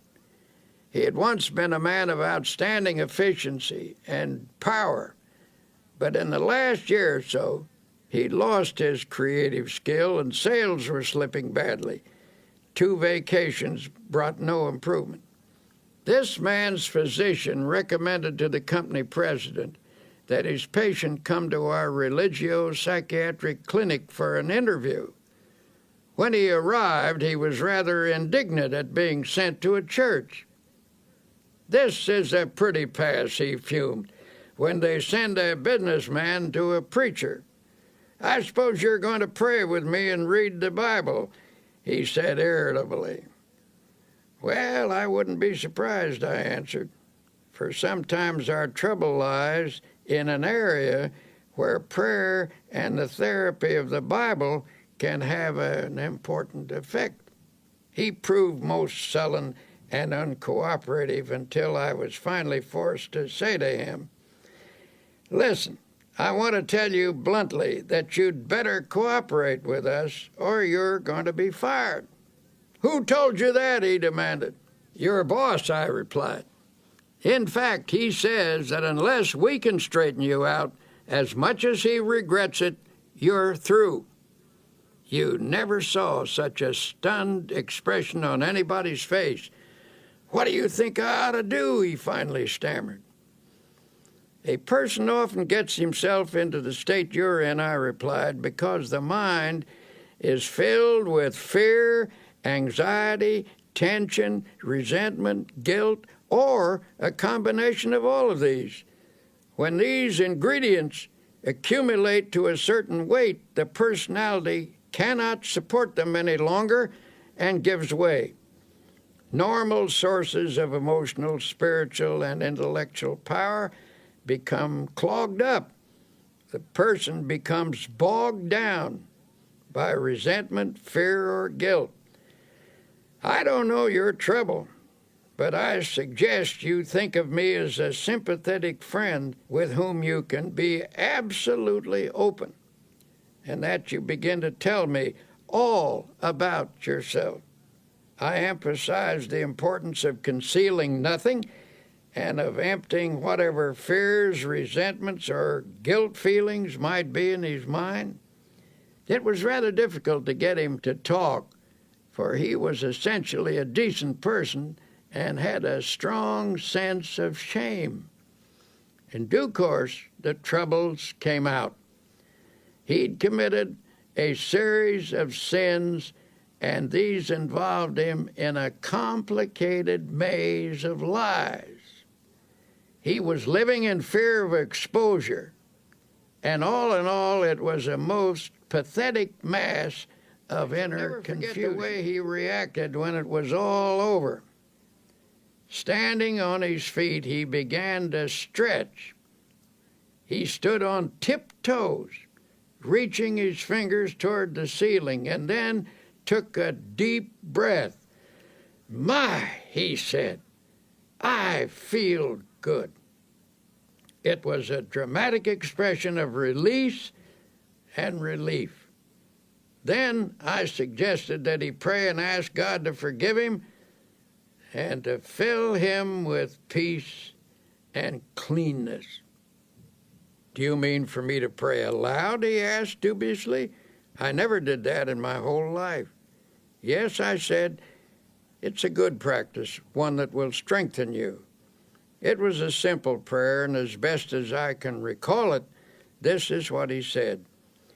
"Dear Lord, I've been an unclean man, and I'm sorry for the wrong I have done. I've poured it all out to my friend here. I now ask you to forgive me and to fill me with peace.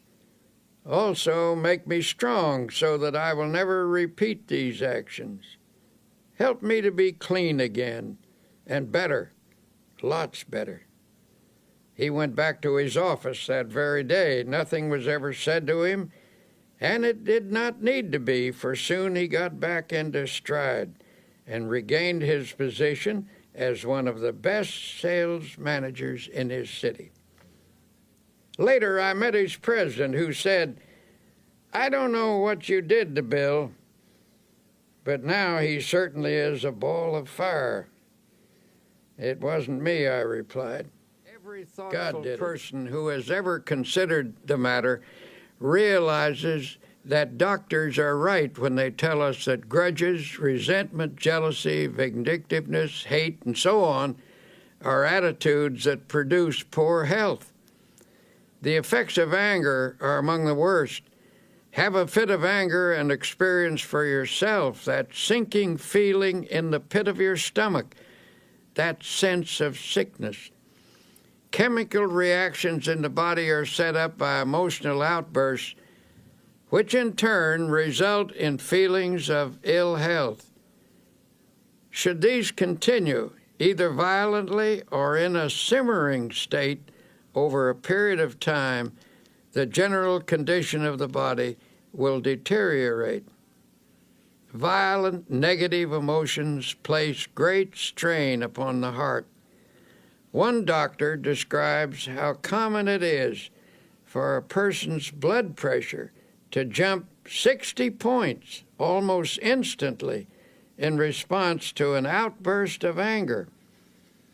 A colleague of his suffered from a heart condition and knew that he was at the mercy of anyone who could annoy him.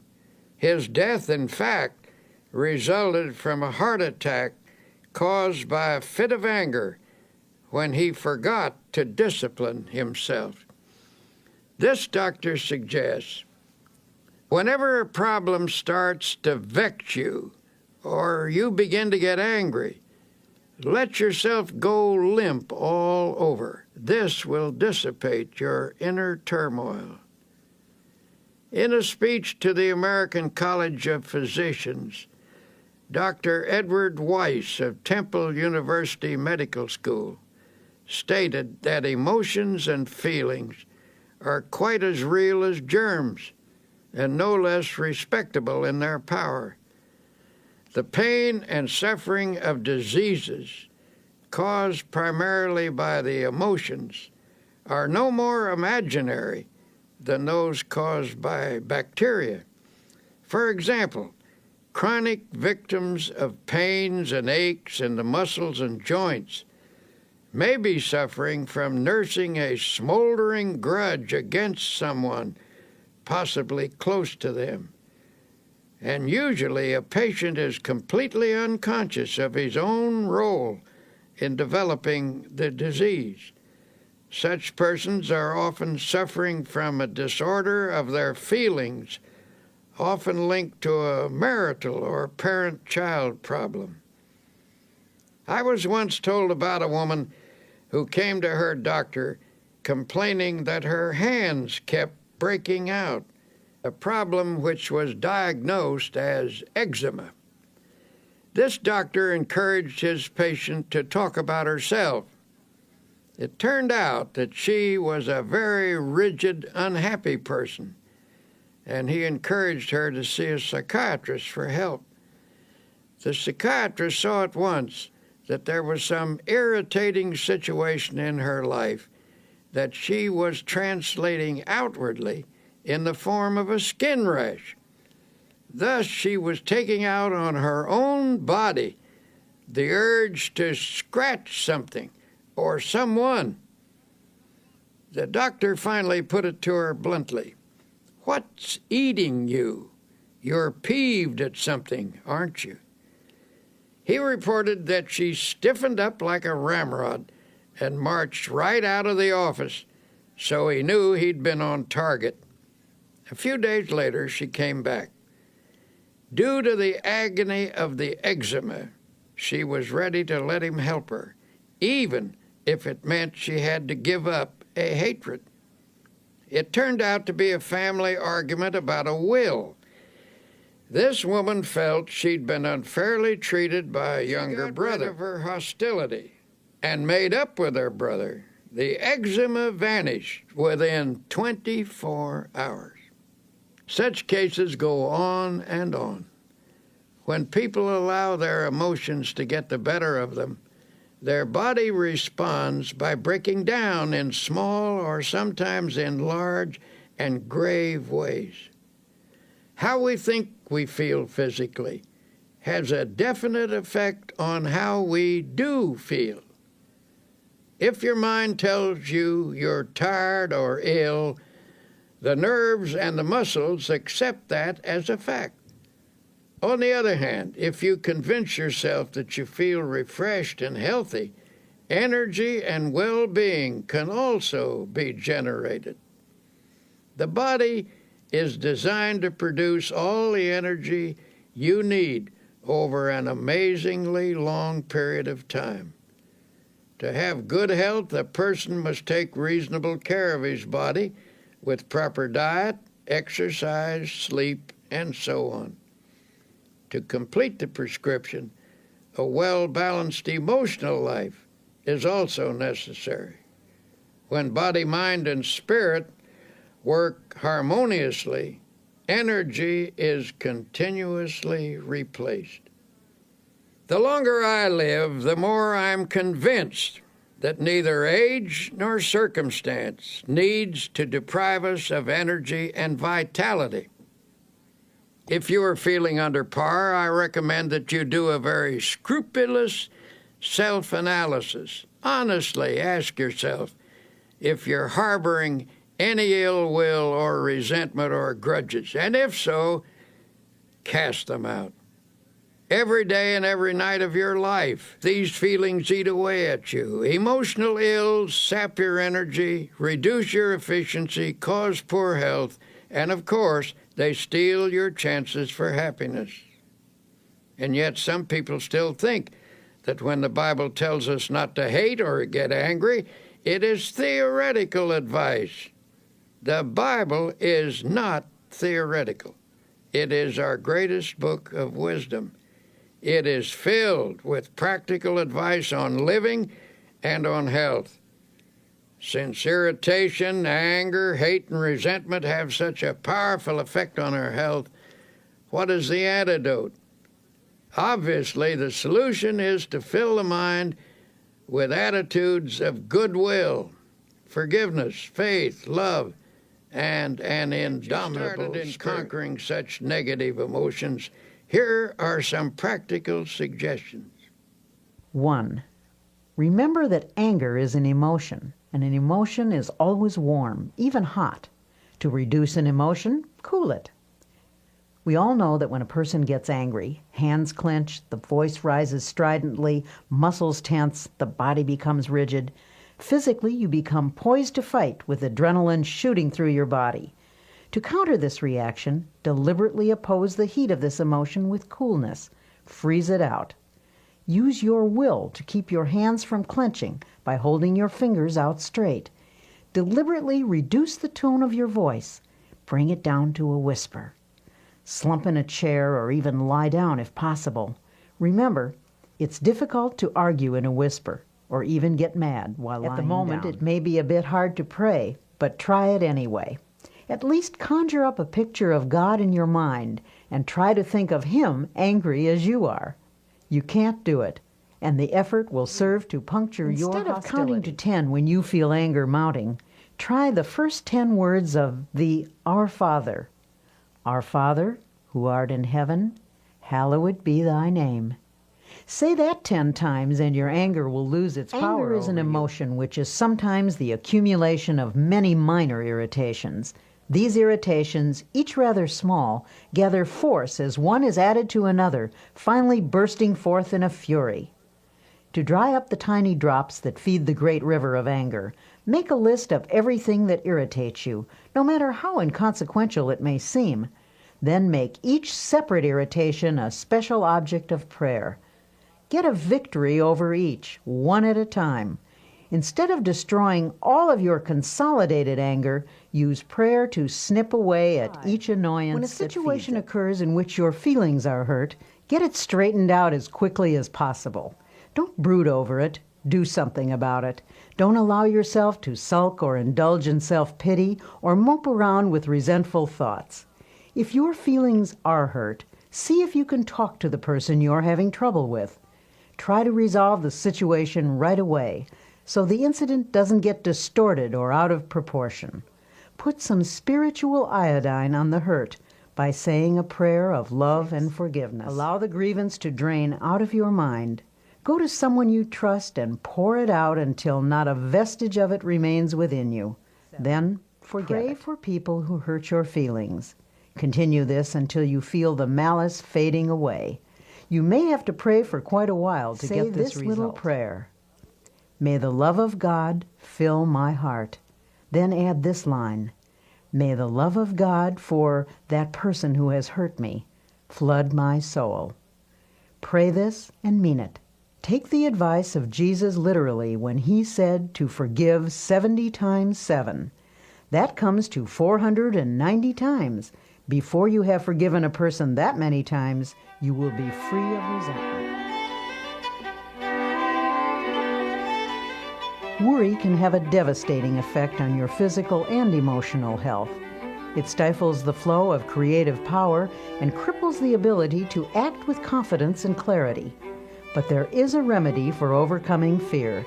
Here is Dr. Peale. Reduced to its simplest form, what is worry?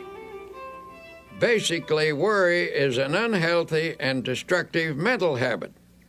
But if you're a worrier, you weren't born with the habit. You acquired it. And like any habit or acquired attitude, you can cast worry from your mind. A famous psychiatrist asserts that anxiety is the great modern plague. Professionals tell us that fear is the most disintegrating enemy of the human personality, that worry is the most subtle and destructive of all human diseases, that thousands of people are ill because of dammed-up anxiety. Because these sufferers are unable to expel their anxieties, they've turned their problems inward, causing many forms of ill health. The destructive quality of worry is indicated by the word itself, which is derived from an old Anglo-Saxon word meaning to choke.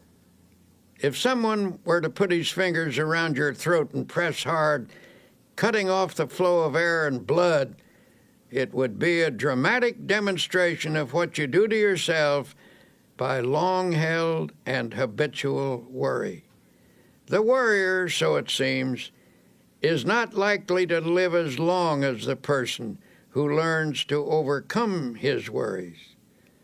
A study of some 450 people who lived to be 100 years of age found that the following reasons contributed to their long and contented lives. 1, they kept busy. 2, they used moderation in all things. 3, they ate lightly and simply. 4, they got a great deal of fun out of life. 5, they were early to bed and early to rise. 6, they were free from worry and fear, especially the fear of death. 7, they had serene minds and faith in God. Have you ever heard a person say, "I'm almost sick with worry," and then add with a laugh, "But I guess worry never really makes you ill"? But that is where they are wrong. Worry can make you ill. The problem is we worry not only with our minds, but with our hearts, brains, and every other part of ourselves. No matter what the cause of worry and fear, its effect can be noted in the cells, tissues, and organs. But don't be discouraged. There is a remedy that will bring you sure relief. You can overcome your worries. The first step is simply believing you can. For whatever you believe you can do, with God's help, you can do. Here, then, is a practical procedure which will help to eliminate abnormal worry from your daily life. Practice emptying the mind daily. This is a suggestion I will repeat over and over again, for it is of utmost importance. To avoid retaining worries in your mind while you sleep, this mental catharsis should be done preferably before retiring at night. The last 5 minutes before going to sleep are of extraordinary importance, for in that brief period the mind is most receptive to suggestion. It tends to absorb the last ideas that are entertained in the waking state. Then while you sleep, thoughts sink into the subconscious. This process of mind letting is important in overcoming worry because fearful thoughts can clog the mind and impede the flow of mental and spiritual power. But if such thoughts are eliminated daily, they will not accumulate. To help drain away these thoughts, you might use a process of creative imagination in which you conceive of yourself as actually emptying your mind of all anxiety and fear. Think of the remarkable imaginative skill of small children. Watch how they respond to the game of kissing away a hurt. Imagination is not simply the use of fantasy. The word imagination comes from the idea of imaging, that is, creating images in our mind. Imagineering is the use of mental images to build factual results, and it is an astonishingly effective procedure. What you create with your imagination, whether it is an image of fear or of release from fear, may ultimately become a fact if it is held in your mind with sufficient faith. Here's one method you might use. Picture all your worry thoughts flowing out from you in the same way that water flows from a basin by removing the stopper. During this visualization, repeat the following affirmation. With God's help, I am now emptying my mind of all anxiety, all fear, all sense of insecurity. Repeat this slowly 5 times. Then add, I believe that my mind is now emptied of all anxiety, all fear, all sense of insecurity. Repeat the statement 5 times while holding a mental picture of your mind as being emptied. Then thank God for thus freeing you from fear, and then go to sleep. The curative process. Use this method mid-morning and mid-afternoon as well as bedtime. Go into some quiet place for 5 minutes for this purpose. Do this faithfully, and you will soon know its beneficial results. In due course, this thinking will drive out worry. I cannot emphasize enough the importance of freeing your mind from worry and fear. Fear something over a long period of time, and there is a real possibility that you may actually help bring it to pass. The Bible contains a line which is one of the most terrible statements ever made, terrible in its truth. It's this, for the thing which I greatly feared is come upon me. Of course it will. For if you fear something continuously, you tend to create conditions in your mind that encourage its development. Faith is the one power against which fear cannot stand. Master faith, and you will automatically master fear. As the Bible also suggests, that which I have greatly believed has come upon me. In many different ways, the Bible tells us that if we have faith, nothing is impossible. So if you shift your mind from fear to faith, You will stop creating the object of your fear and will instead create the object of your faith. In the campaign against the worry habit, here's a useful strategy. The vast tree of worry which has grown up in your personality over long years can best be handled by making it as small as possible. First, snip off the little worries and expressions of worry. For example, reduce the number of worry words in your conversation. Words may be the result of worry, but they also create worry. When a worry thought comes to mind, immediately remove it with a faith expression. For example, instead of saying, "I'm worried that I will miss the train," put the worry out of your mind with a prayer and get started a little earlier. The less worrying you do, the more likely you are to be well organized, for the uncluttered mind is systematic and better able to regulate time. A friend of mine says that every morning before he gets up, he repeats the words, "I believe," 3 times. Thus, at the day's beginning, he conditions his mind to faith, and it never leaves the conviction that by faith he is going to overcome his problems and difficulties during the day. He starts the day with creative, positive thinking in his mind. He believes, and it is very hard to hold back the person who believes.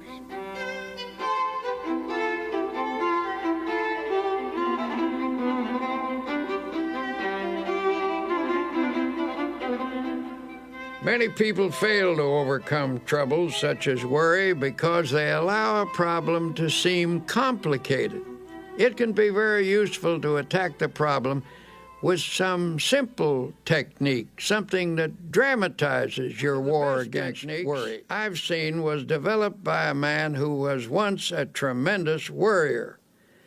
At one point, he was worrying himself into a bad state of nerves and ill health. He suffered from continual doubt about whether or not he had done or said the right thing.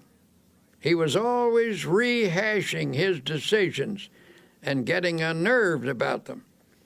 I suggested that he ought to work out some simple method that would help him drop the day completely when it was over and go ahead into the future. One day, I noticed that his state of mind was improving, and I commented on it. "Oh, yes," he said, "I finally got the secret, and it has worked amazingly well." He asked me to drop into his office sometime during the close of the day, and he would show me how he had broken the worry habit. One evening I did, and he explained that he'd worked out a little ritual to perform every night before leaving his office. We picked up our hats and coats and started toward the door. By the door stood a wastebasket, and above it on the wall was a calendar. You could see only one date at a time, and that date was in large print. He said, "Now I will perform my evening ritual, the one that has helped me break the worry habit." He reached up and tore off the calendar page for that day. He rolled it into a small ball, and I watched with fascination as his fingers slowly opened and he dropped that day into the wastebasket. He then closed his eyes and his lips moved. Upon finishing his prayer, he said, "Amen. Okay, the day is over. Come on, let's go out and enjoy ourselves." As we walked down the street, I asked, "Would you mind telling me what you said in that prayer?" He laughed and said, "I don't think it is your kind of prayer." "Well, I pray something like this: Lord, you gave me this day. I didn't ask for it, but I was glad to have it. I did the best I could with it, and you helped me, and I thank you. I made some mistakes. That was when I didn't follow your advice, and I'm sorry about that. Forgive me. But I had some victories and some successes too, and I'm very grateful for your guidance. But now, Lord, mistakes or successes, victories or defeats, the day is over, and I'm through with it. So I'm giving it back to you. Amen. Well, perhaps that isn't an orthodox prayer, but it certainly proved to be an effective one. He dramatized the finishing of the day, and he set his face to the future, expecting to do better tomorrow. When the day is over, God blacks it out by bringing down the curtain of night. This man cooperated with God's method, and his past mistakes and failures gradually lost their hold on him. He was released from the worries that accumulated from his yesterdays. His anti-worry formula is also described in these words from the Bible. But this one thing I do, forgetting those things which are behind, and reaching forth unto those things which are before, I press toward the mark for the prize of the high calling of God in Christ Jesus.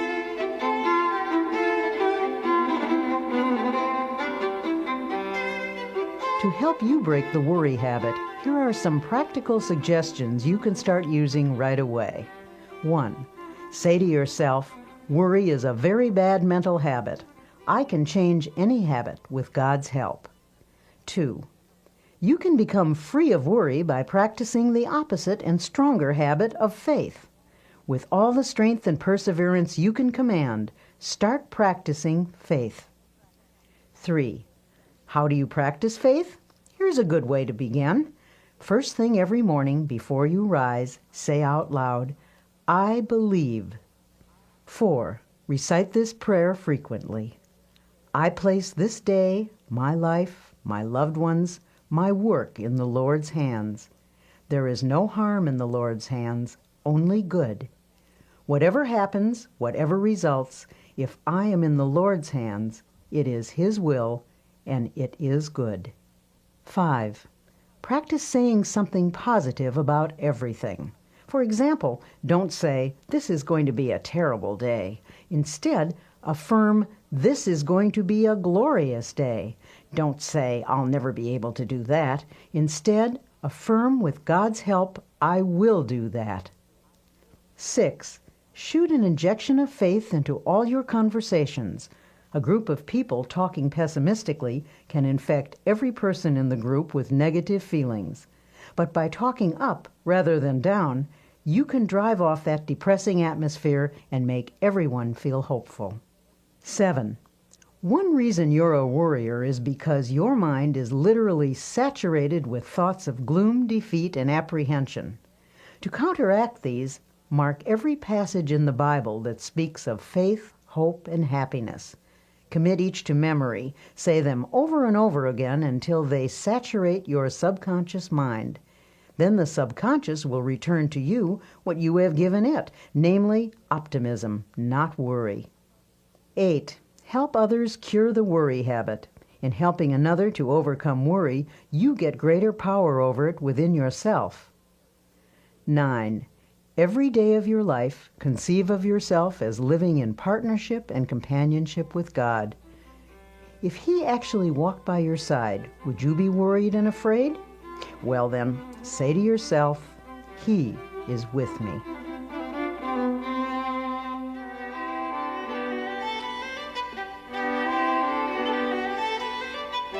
For most people, happiness is perhaps the most precious commodity in the world, and yet, all too often, it eludes us.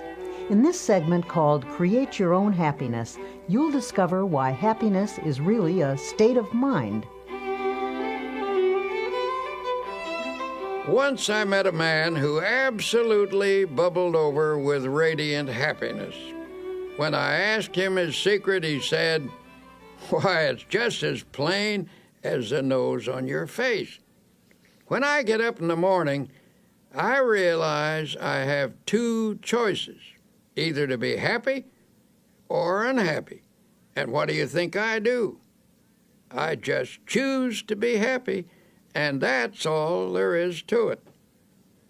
Now, that may seem a superficial response, but I recall that Abraham Lincoln, who nobody could accuse of being superficial, said that people were just about as happy as they made their minds up to be.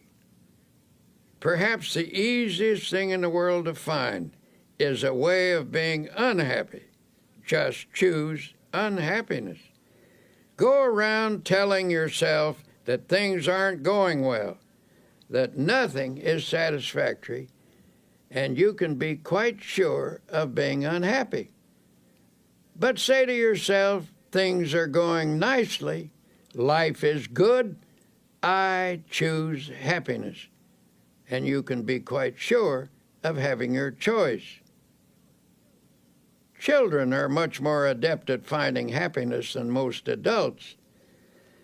The adult who can carry the spirit of a child into middle and old age is a kind of genius, for he will preserve the truly happy spirit with which God endows the young. The subtlety of Jesus Christ is remarkable, for he tells us that the way to live in this world is to have a childlike heart and mind. In other words, never get old or dull or jaded in spirit. Don't become super sophisticated. A 9-year-old was asked what makes her happy. She listed her playmates, her school, her church, and her family. That list incorporates all the elements that are important in adult life, too. Your friends and associates, your work, your place of worship, and the home circle where you find love. There you have happiness in a nutshell. And the happiest time of your life is in relation to those factors. A few other things that some boys and girls said made them happy. Street lights reflected on a river, smoke rising from a chimney, the moon in the clouds, red velvet, a swallow flying, water being cut at the bow of a boat, a fast train rushing, a builder's crane lifting something heavy, looking into deep, clear water. There is something of the most sublime element of the universe expressed in these things. To become a happy person, have eyes that see romance in the commonplace, a child's heart, a clean soul, and spiritual simplicity. Unfortunately for many people, unhappiness is their most frequent state of mind. But since a fundamental desire of every human being is for that state of existence called happiness, something should be done about all this misery. So many real problems are created by life itself, difficulties over which we have little or no control. It is simply foolish to further create our own. But the truth is, by our thoughts and attitudes, we distill out of the ingredients of life either happiness or unhappiness for ourselves. We can manufacture unhappiness simply by our thinking. We do this, for example, when we habitually take on negative attitudes, such as, everything is going to turn out badly, or other people are always getting what they don't deserve, or how come I never get what I want.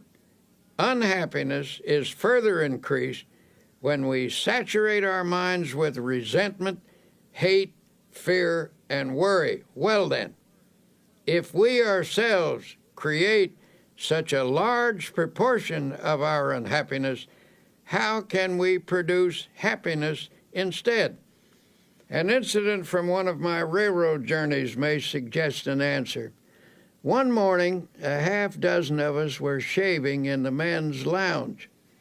As always in such close quarters after a night on a train, this group of strangers was not disposed to be cheerful. There was little conversation, and that little was mostly mumbled. Then a man came in wearing a broad smile. He greeted us all with a bright good morning, but received rather unenthusiastic grunts in return. As he went about his shaving, he was humming a happy little tune. It got a bit on the nerves of some of the men, and finally one said rather sarcastically, "You certainly seem to be happy this morning. Why all the cheer?" "Yes," the man answered. "As a matter of fact, I am happy. I do feel cheerful." Then he added, "I make it a habit to be happy." That's all he said. But that simple statement is really quite profound. For happiness depends, to an important degree, upon the habit of mind we cultivate. The book of Proverbs, that collection of wise sayings, puts it in another way. He that is of a merry heart hath a continual feast. Out of the happiness habit comes a happy life. And because we can cultivate a habit, we therefore have the power to create our own happiness habit. Make a mental list of pleasant thoughts and pass them through your mind several times a day. If an unpleasant thought should enter your mind, immediately stop, consciously reject it, and substitute a pleasant thought. Every morning before rising, lie relaxed in bed for a few minutes. Let pictures of each happy experience you expect to have during the day pass across your mind. Savor their joy. Such thinking will help cause events to turn out that way. Do not affirm that things will not go well that day. By merely saying that, you can actually help to make it so. You will draw to yourself every factor, large and small, that will contribute to unhappy conditions. As a result, you will find yourself asking, why does everything go badly for me? What's the matter with everything? Tomorrow, try this plan instead. When you rise, say out loud 3 times this one sentence. This is the day which the Lord hath made. I will rejoice and be glad in it. Repeat it in a strong, clear voice with positive tone and emphasis. The statement, of course, is from the Bible, and it is a good cure for unhappiness. While dressing or shaving or getting breakfast, you might also say aloud a few such remarks as, I believe this is going to be a wonderful day. I believe I can successfully handle all the problems that will arise. I feel good physically, mentally, emotionally. I am grateful for all that I have had, for all that I now have, and all that I shall have. Things are not going to fall apart because God is here, and He is with me, and He will see me through. I thank God for every good these phrases and meditate on their meaning. You will change the character of your day by starting off with a positive frame of mind.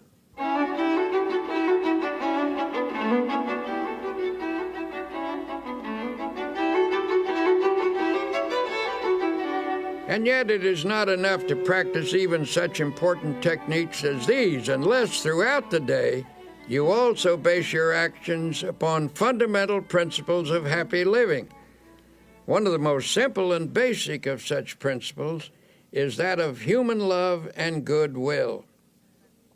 One man who truly knew happiness was a friend of mine named Ralston Young, who was once famous as Red Cap number 42 in New York City's Grand Central Station.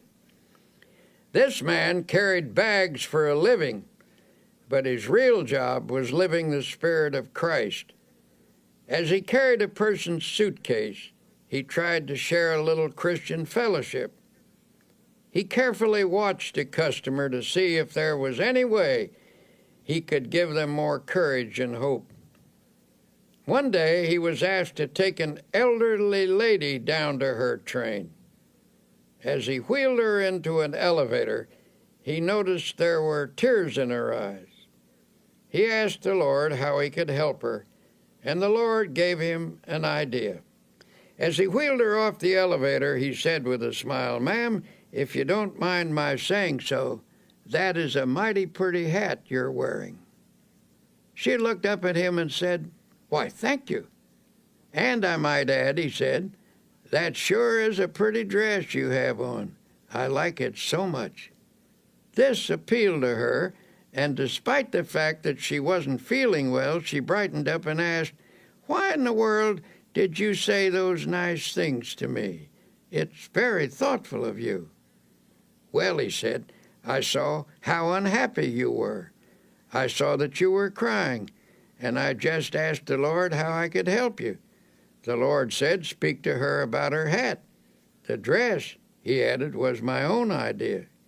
When he asked her if she didn't feel well, she told him that she was in constant pain.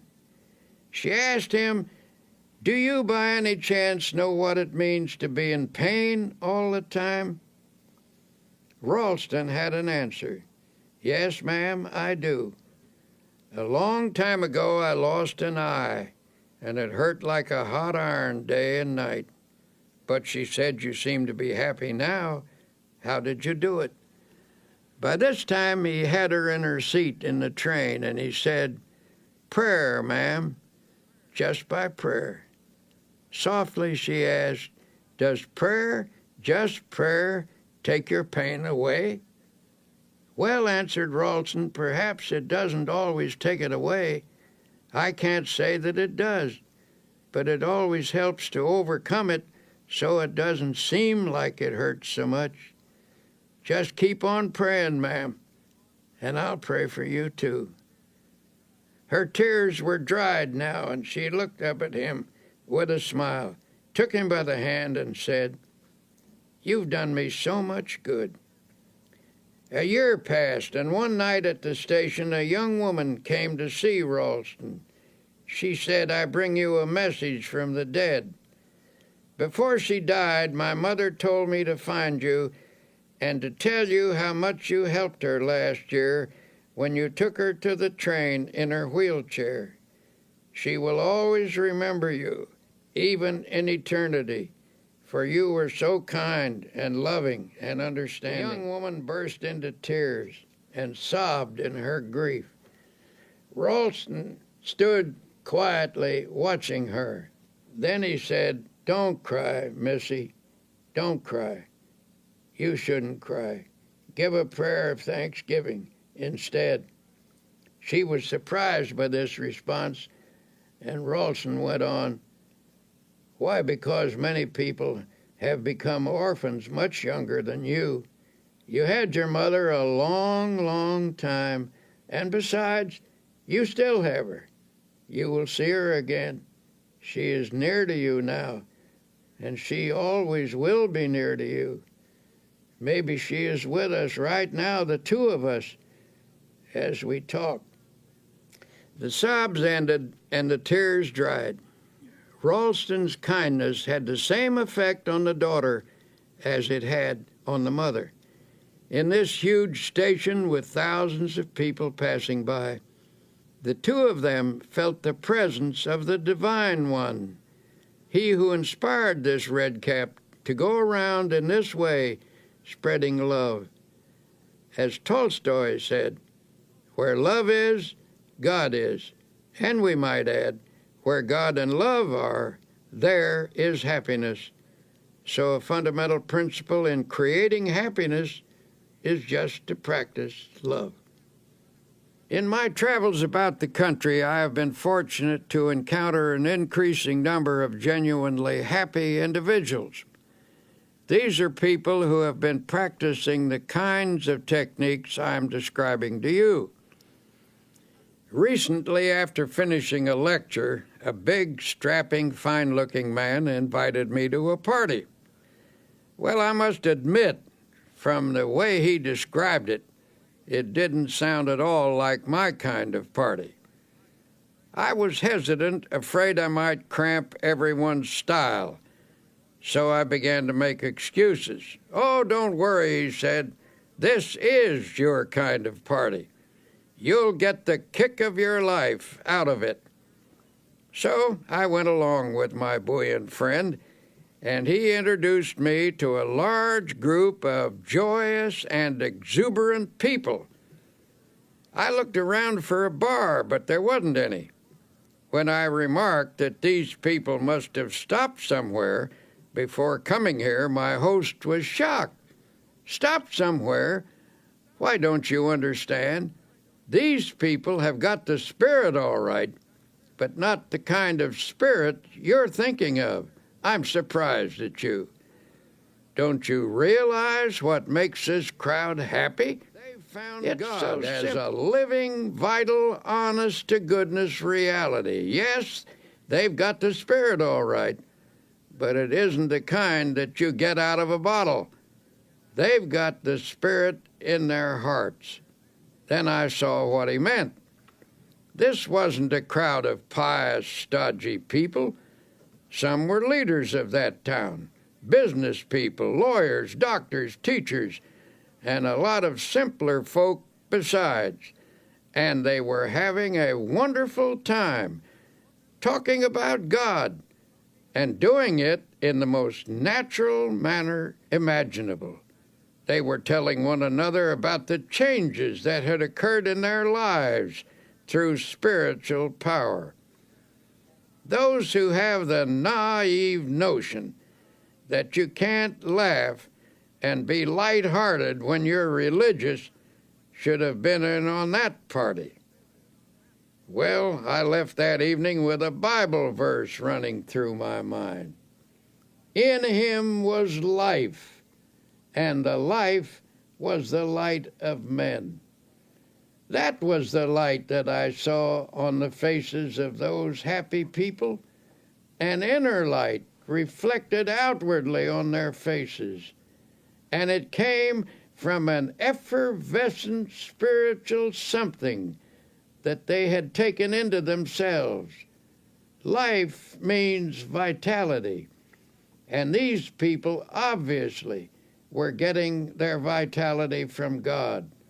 Through faith in God and in themselves, they had found the power that creates confidence. If you want to create and a little more happiness. happiness in your life, here are a few ideas. 1. Remember it is primarily your thoughts and attitudes that determine how happy you are. Never allow resentment, hate, fear, or worry to dominate your thoughts. 2. Make it a habit to be happy.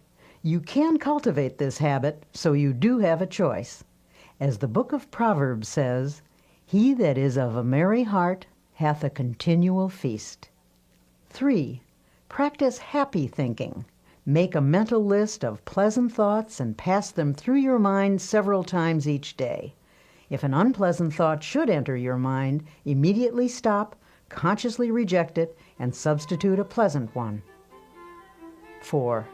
Each day when you arise, say this one sentence out loud. "This is the day which the Lord hath made. I will rejoice and be glad in it."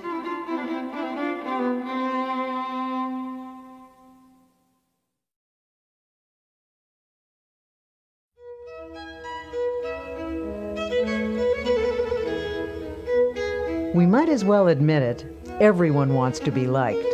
William James once said, "One of the deepest drives of human nature is the desire to be appreciated. The longing to be liked, to be held in esteem, to be a person whom others seek out is fundamental in all of us. On this side, you'll discover how to enjoy easy, natural, and pleasing relationships with others, how to be somebody you'd like to know. A poll was taken among some high school students, asking them what they most desired. By overwhelming majority, the students answered that they wanted to be popular. Older people have this same urge. Indeed, it is doubtful if anyone ever outlives the desire to be highly regarded or to have the affection of friends and associates. The feeling of not being wanted or needed is one of the most devastating of all human emotions. Being needed by others is absolutely necessary for emotional stability and happiness. Yet it is sad to realize how many people suffer from a sense of isolation. I was at a luncheon once when a young doctor rushed in to take his place at the table. He looked frazzled as he sat down with a weary sigh. "If only the telephone would stop ringing," he complained. "I can't get anywhere because people call me all the time. I wish I could put a silencer on that phone." An elderly doctor at the table spoke up. "I know how you feel. I used to feel that way myself. But you should be thankful the phone does ring. Be glad people want and need you." Then he added pathetically, "Nobody ever calls me anymore. I would like to hear the telephone ring again. Nobody wants me, and nobody needs me. I'm a has-been." The feeling of not being wanted or needed can produce frustration, illness, and even aging. It is not only a sad way to live, but it is damaging to the human psyche. If you're feeling useless, for your own sake, do something about it. Try getting out of yourself for a while. Stop feeling sorry for yourself and find a way instead to provide a service for someone else. Think about people who are less fortunate than you who need help.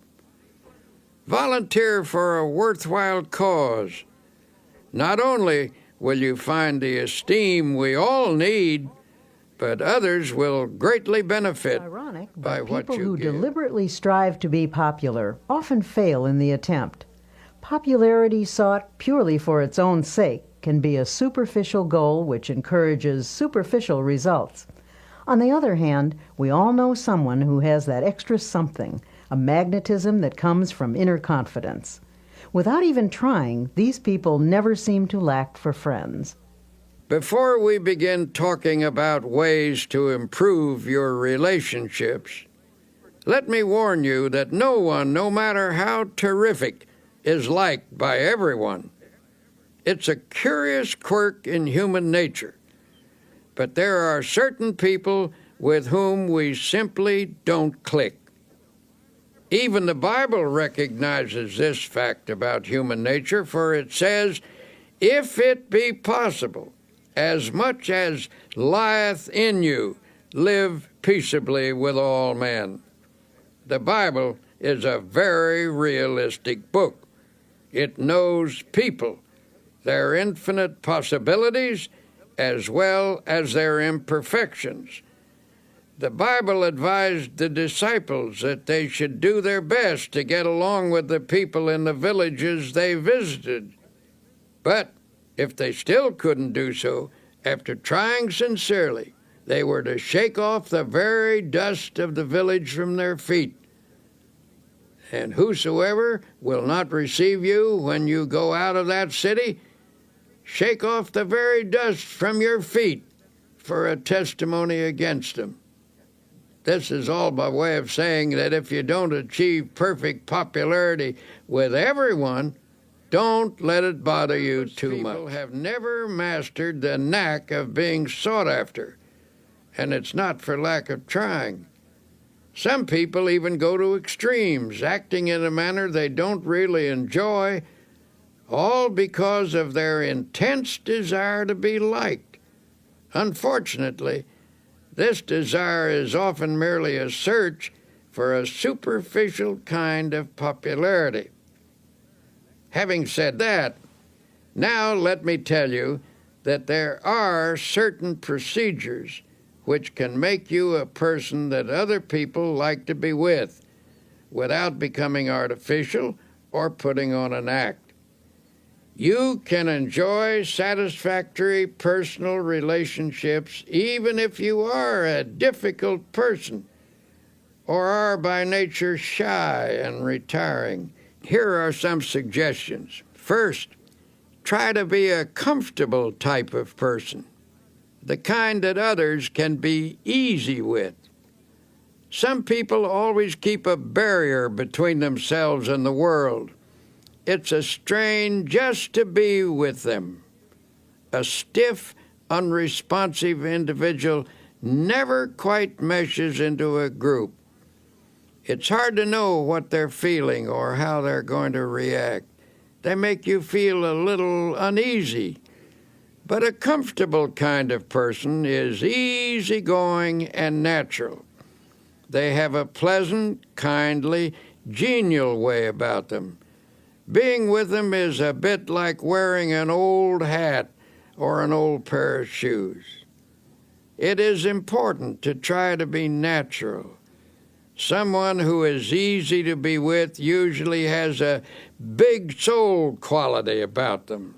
Little people, those who are overly concerned about their place or position, are often stiff and easily offended. Although there are many characteristics that contribute to a likable personality, there is one basic trait that surpasses all others.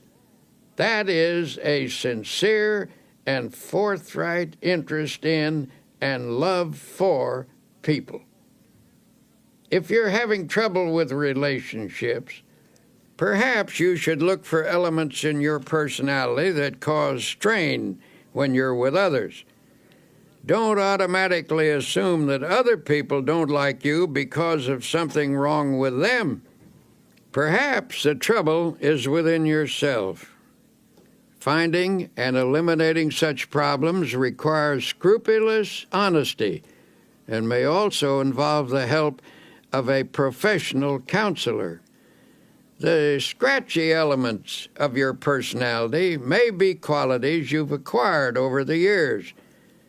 Perhaps you assumed them as a defense, or they may be the result of attitudes developed in your younger days. Regardless of their origin, they can be eliminated. Came to us seeking help for problems with personal relationships. He was about 35 years old, and such an appealing-looking man, it seems surprising that people shouldn't like him.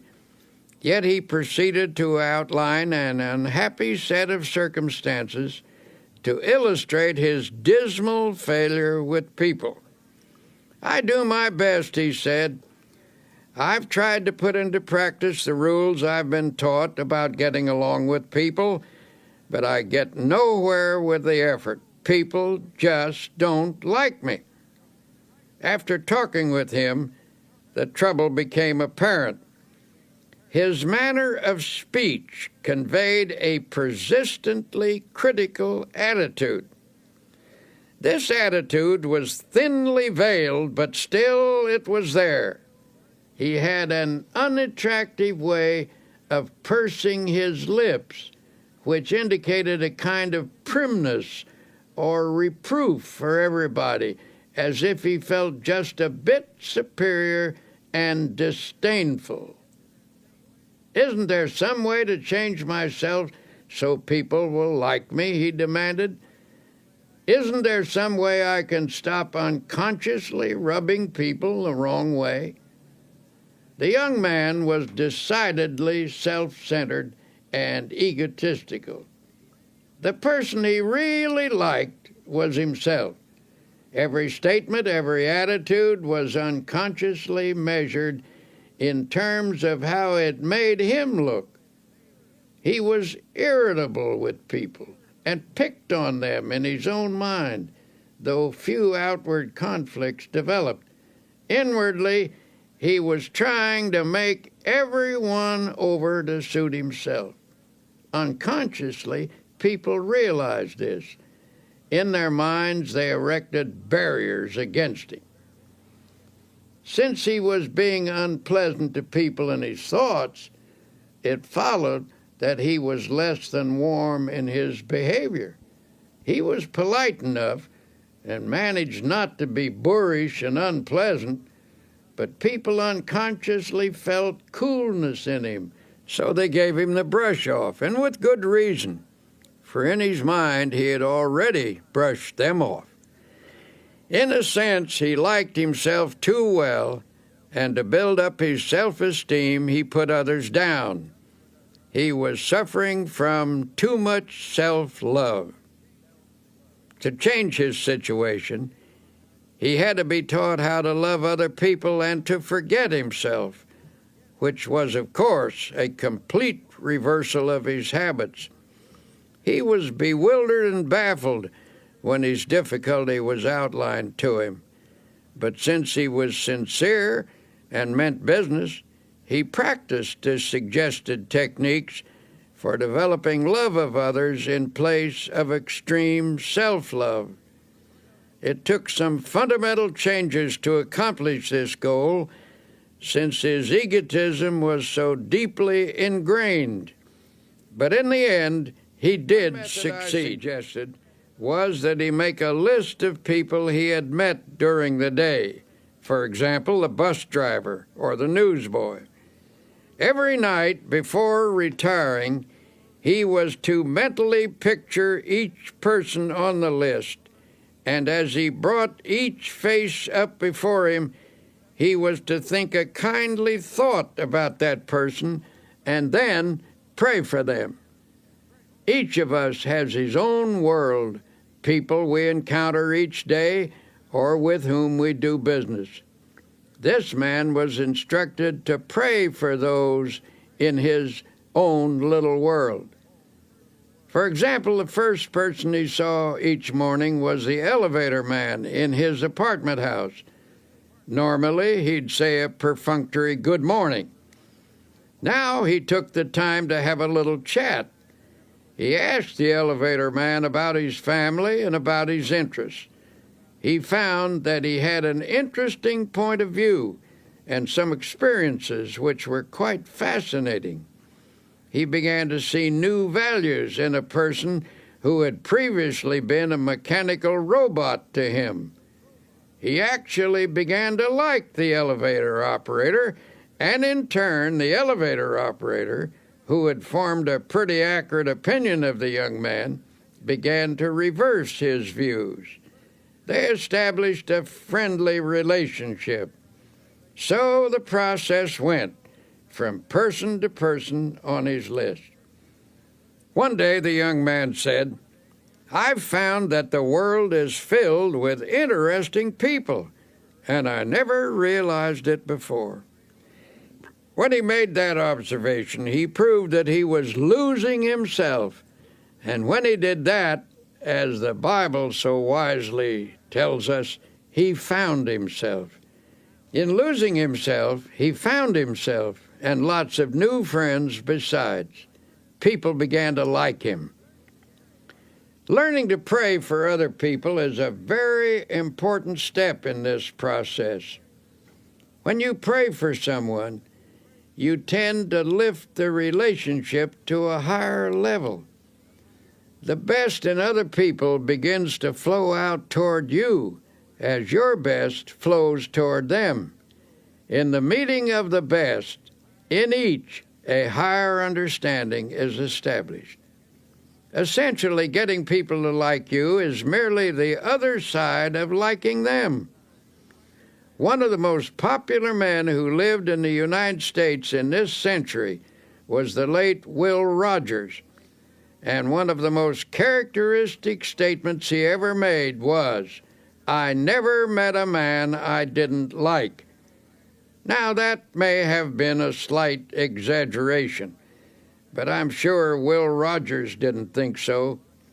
That is truly the way he felt about people, and as a result, people opened up to him like flowers to the sun. Another important way to get people to like you is to practice building up their ego. Everyone has a normal desire for feelings of self-importance. If I deflate your ego, and therefore your self-importance, I show my lack of respect for you. Though you may laugh it off, I have indeed wounded you. And while you may exercise charity toward me, unless you are finely developed spiritually, you're not going to like me very much. On the other hand, if I elevate your self-respect and contribute to your feelings of personal worth, I am showing high esteem for your ego. I have helped you to be your best self, and in return, you appreciate my efforts. You are grateful to me. You like me for it. Almost anyone that you help to build up and become a better person will give you his devotion. Build up as many people as you can, but do it sincerely and unselfishly. Do it because you like them and because you recognize their potential. If you do good for people, affection and esteem will flow back to you. Best of all, you will never lack principles for getting people friends. to like you are simple. Here are 10 practical exercises to help you become someone that you'd like to know. 1. A person's name is very important. When you meet someone, try to remember their name. If you don't, they may feel you're not very interested in them. 2. Be the comfortable sort of person with whom others feel relaxed. Try to make them feel at home with you. 3. Acquire that quality of relaxed easygoingness so that everyday irritations don't ruffle you. 4. Don't be egotistical. Guard against giving the impression that you know it all. 5. Try to be an interesting person. Cultivate interests to keep your mind alive. People enjoy being with someone who is stimulating. 6. Get those scratchy elements out of your personality. If you suspect there may be bothersome traits you're not aware of, get a friend or perhaps a professional to help you. 7. Attempt to heal the misunderstandings you've had with others. Sincerely drain off your grievances. 8. Practice liking people until it comes naturally to you. 9. Never miss an opportunity to say a word of congratulations upon someone's achievement or express sympathy for their sorrow or disappointment. 10. Strengthen your spiritual life. Then offer strength to others that will help them meet life more effectively. Give strength to people, and they will give affection to you. Winston Churchill once wrote about the great British general Tudor. He commanded a division of the British Fifth Army, which faced the powerful German assault in March 1918. The odds were heavily against him, but General Tudor knew how to meet an apparently immovable and undefeatable obstacle. His method was simple. He merely stood and let the obstacle break on him, and he in turn broke the obstacle. Now here is what Churchill said about General Tudor.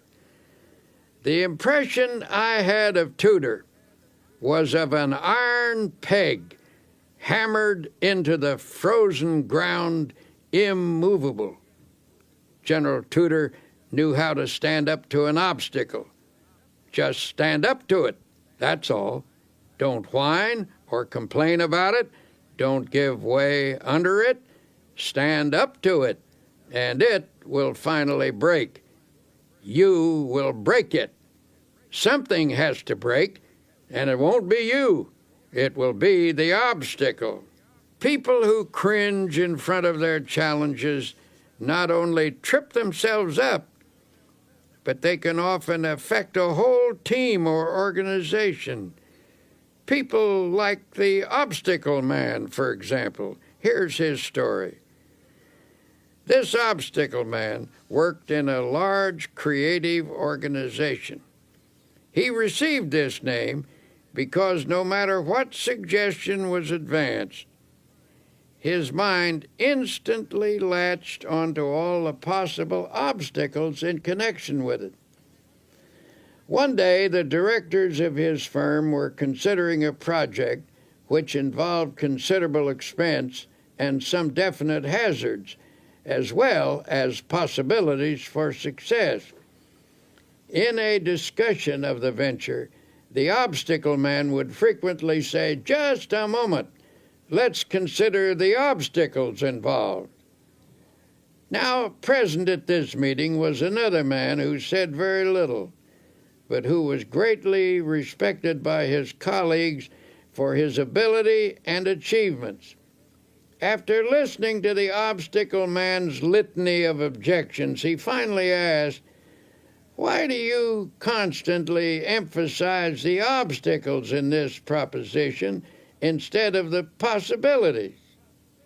The Obstacle Man responded, "To be intelligent, one must always be realistic, and it is a fact that there are definite problems with this project.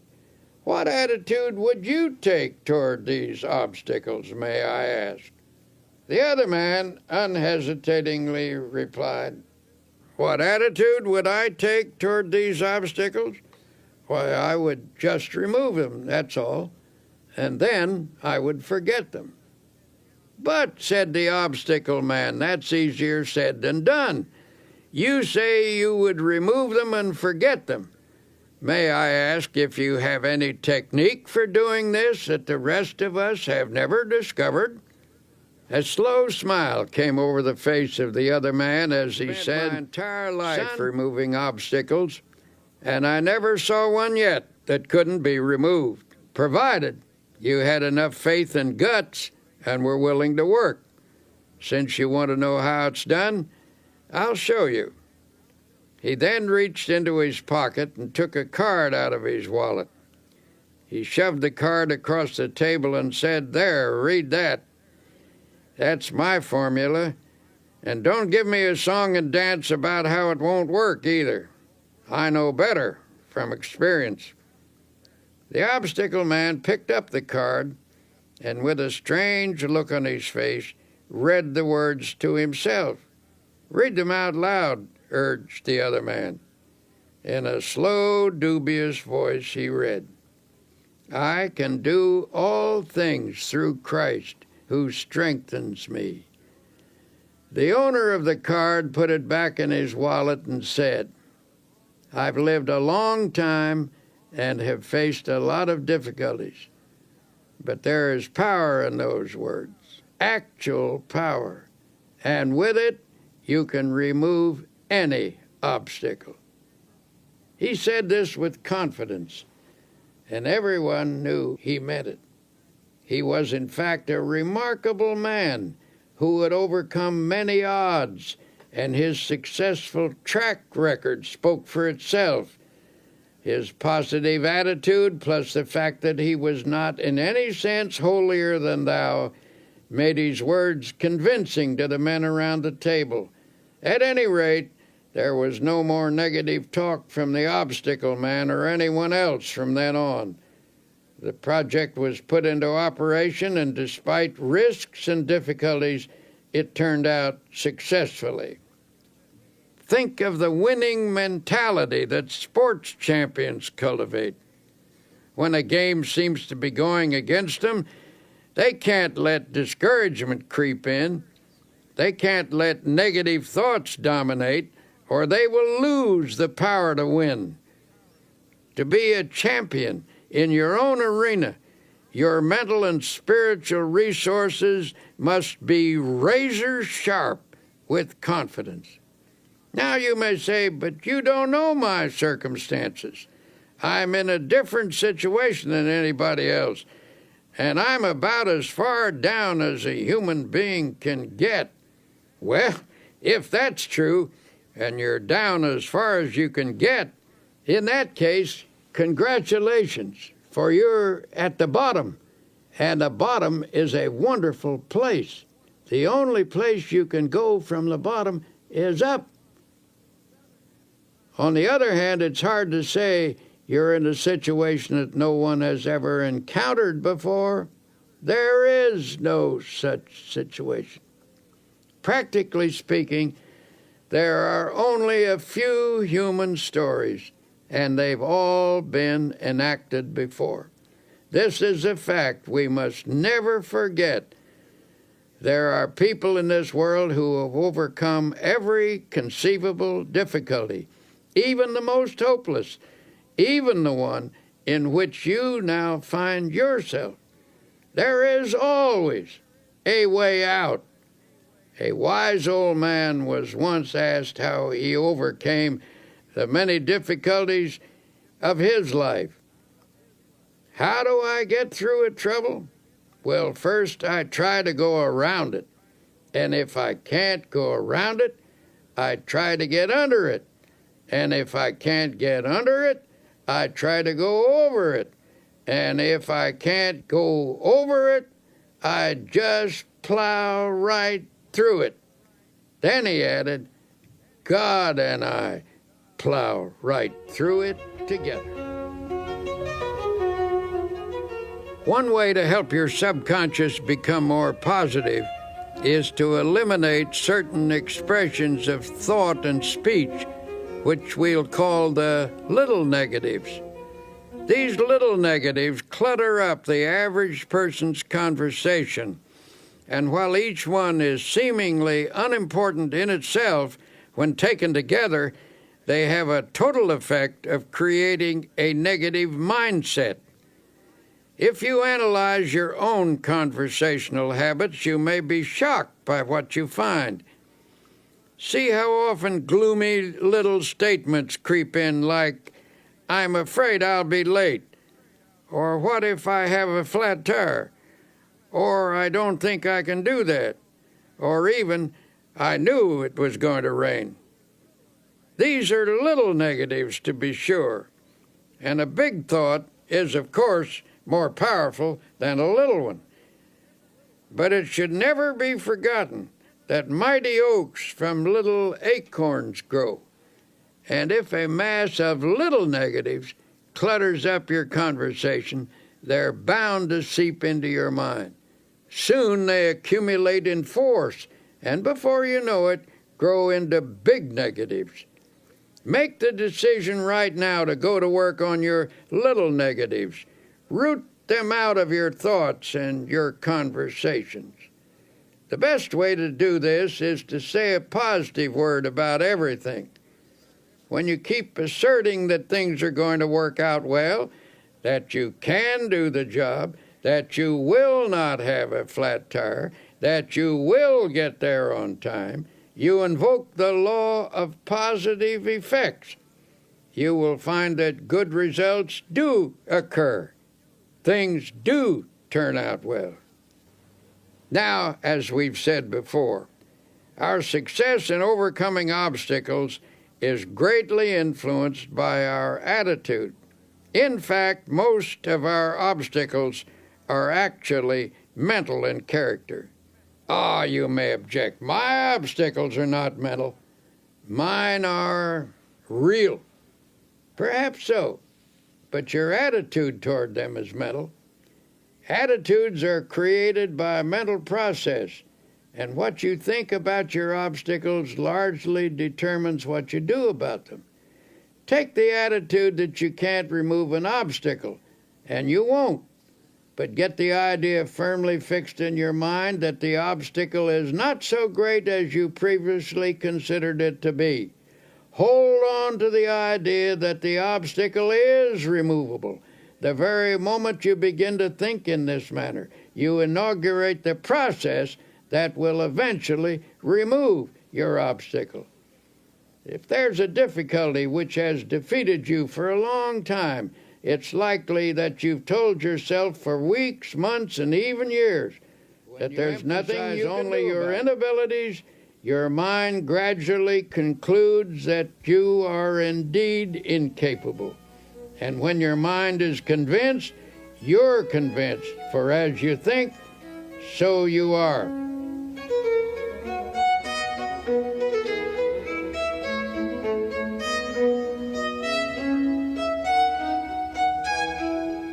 Armed with a new attitude, now take another look at that obstacle that's been bothering you. You will find that it isn't so formidable as you thought. Say to yourself, the rough is only mental. I think victory, I get victory. Remember that formula. Write it on a piece of paper, put it in your wallet, stick it over the kitchen sink, put it on your dressing table and on your desk. Keep looking at it until its truth permeates your whole mental attitude, until it becomes a positive obsession. I can do all things through Christ who strengthens me. What may seem to be a difficult proposition is hard or easy depending upon how we think about it. Some of America's greatest thinkers tackled this question of attitude, and each came to the same conclusion. Ralph Waldo Emerson believed that the human personality can be touched with divine power, and through this channel, greatness is released.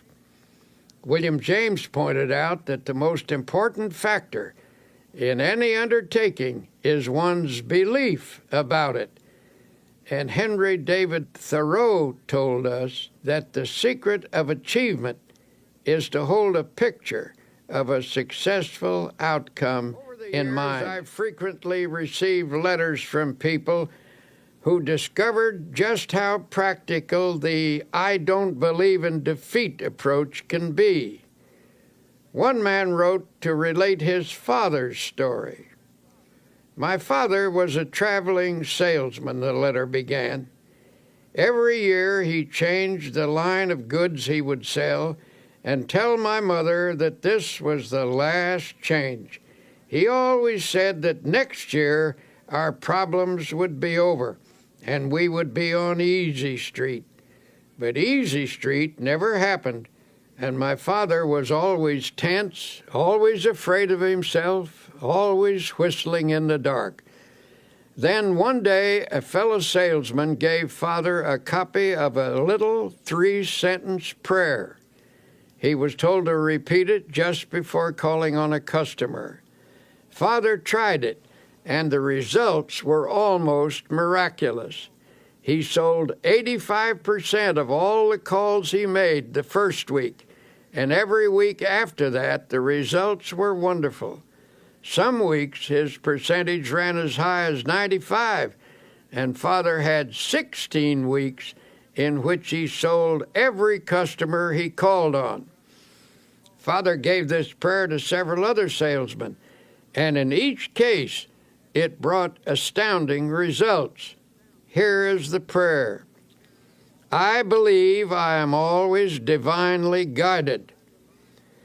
I believe I will always take the right turn in the road. I believe God will always make a way where there is no way. Obstacles exist, all right, but even if we don't dream them up, most of the time they're not really as difficult as they seem. It's your attitude that counts. Your attitude which gives obstacles their power or lack of power. To the degree that your attitude shifts from negative to positive, the ability to master your problems will come. You must believe that Almighty God has instilled in you the power to lift yourself out of the rough by keeping your eye firmly fixed on the source of your power. Affirm to yourself that through this power you can do anything you have to do. Believe that this power is taking the tension out of you, that His power is flowing through you. Believe this, and a sense of victory. One simple exercise to practice. Say out loud, "I don't believe in defeat. I don't believe in defeat." Continue to affirm that day and night until the idea completely dominates your subconscious. Eventually, you'll discover that the shortest path between you and your goal is a direct one, despite any obstacle in your way.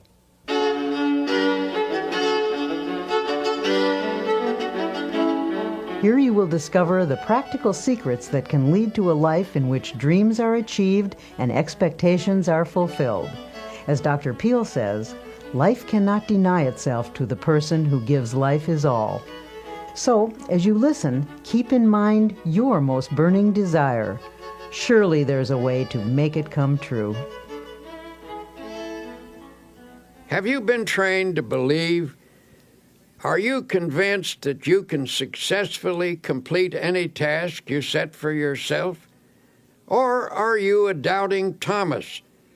Do you shrink from even hoping for the things that you would love to accomplish? When you begin something, what do you really expect to happen? If you haven't been doing too well at achieving your goals, perhaps it's time to examine your expectations. It was William James who said, "Our belief at the beginning of a doubtful undertaking is the one thing that ensures the successful outcome of the venture."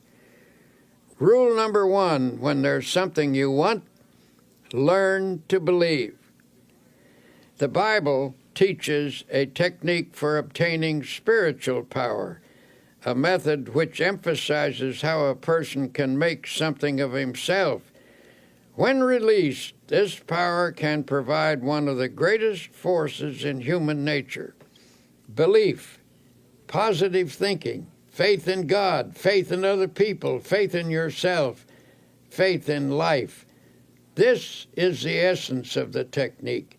If thou canst believe, it says, all things are possible to him that believeth. If you have faith, nothing shall be impossible unto you. According to your faith, be it unto you. Believe, believe, believe. So it drives home the truth that faith moves mountains. For those who are serious about getting the best out of life, I will once again suggest that you read the New Testament. Notice the number of times it refers to faith. Select a dozen of the strongest statements about faith, the ones you like the best, then memorize each one.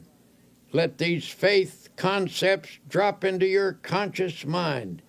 Say them over and over again, especially just before going to sleep at night. By a process of spiritual osmosis, they will sink from your conscious into your subconscious mind, and in time, they will restructure your basic thought pattern. Believe that you are experiencing this upthrust of force. You will be amazed at the lifting power you will receive. Naturally, in this process of achieving the best, it is important to know where you want to go in life. You can reach your goals and make your dreams come true only if you know what you want. Lots of people get nowhere simply because they don't know where they want to go. They have no clear-cut, precisely defined purpose. You cannot expect the best if you think aimlessly. I was once consulted by a 26-year-old man who was dissatisfied with his job. He was ambitious to fill a bigger niche in life and wanted to know how to improve his circumstances. In the course of our conversation, I asked him, "Well, where do you want to go?" The young man replied hesitantly, "I don't know exactly. I've never given it any thought. I only know that I want to go somewhere other than where I am." "Well, what can you do best? What are your strong points?" I then asked. "I don't know," the man responded. "I never thought that over." But what would you like to do if you had your choice? What do you really want to do? I just can't say, came the response. I don't really know what I'd like to do. I never thought it over. Finally, I said, now look here. You want to go somewhere from where you are, but you don't know where you want to go. You don't know what you can do or what you would like to do. You'll have to get your ideas organized before you can expect to start getting anywhere. And that is a failure point with many people. They never get anywhere because they have only a hazy idea of where they want to go and what they want to do. No objective leads to no end. A newspaper editor, an outstanding man in his field, was once asked, "How did you get to be editor of this important newspaper?" "I wanted to be," he said simply. "Is that all there is to it?" he was asked. "You want to be, and so there you are?" "Well, that may not be all of it, but that was a large part of the process," he explained. I believe that if you want to get somewhere in life, you must make a clear decision about what you want to accomplish. Be sure it is a sound objective, then photograph this goal on your mind and hold it there. Work hard, believe in it, and the thought will become so powerful it will tend to assure its own success. I've found that there's a deep tendency to become what your mind pictures, provided the objective is sound and you hold the mental picture strongly enough. Then the editor pulled a well-worn card from his wallet and said, "I repeat this quotation every day of my life. It has become my dominating thought." Here is what the card said. "A man who is self-reliant, positive, optimistic, and undertakes his work with the assurance of success magnetizes his condition. He draws to himself the creative powers of the universe." It is indeed a fact that the person who thinks with positive self-reliance and optimism does magnetize his condition, and this releases power to attain a goal. Over and over again, we've seen that what the mind profoundly expects, it tends to receive. Think about that. Perhaps this is because the thing that you expect is what you actually want. Unless you want something deeply enough to create a dynamic atmosphere of positive factors, your desire is likely to elude you. Is a great law to meditate upon. Faith, power, works wonders. Those 4 words are packed with dynamic and creative force. Hold them in your thoughts. Say them over and over again. Say them until your mind accepts them, until you believe them. Faith, power, works wonders. You can overcome any obstacle. You can achieve the most tremendous things by faith power. And how do you develop faith power? As I've said before, the answer is to saturate your mind with the great words of the Bible. Spend 1 hour a day reading the Bible and committing its great passages to memory. The change in you and in your experiences will be little short of miraculous. Just one section of the Bible will accomplish this for you. Chapter 11 of Mark contains one of the greatest formulas in the book. It's this: have faith in God.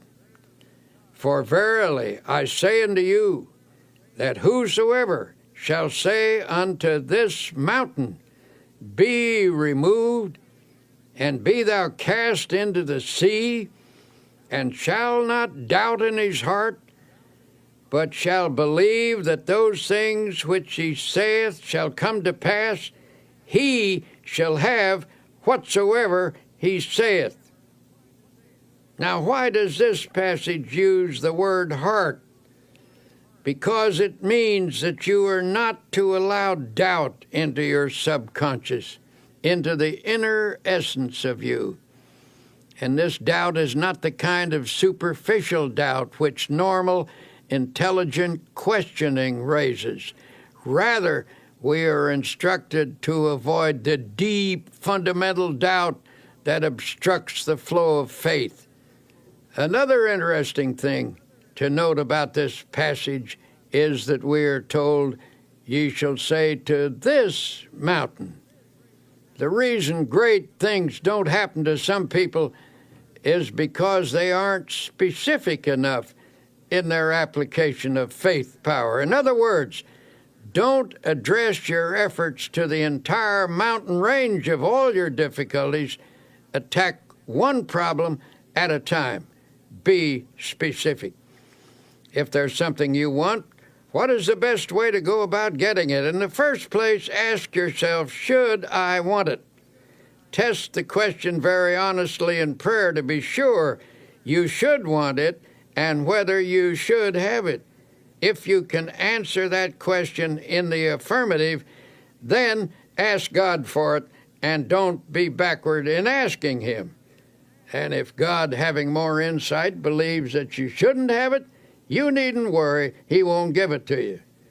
But if it is a right thing, ask Him for it specifically. And when you ask, do not allow doubt in your mind. These were suggested to one man who perpetually expected the worst in all aspects of his life.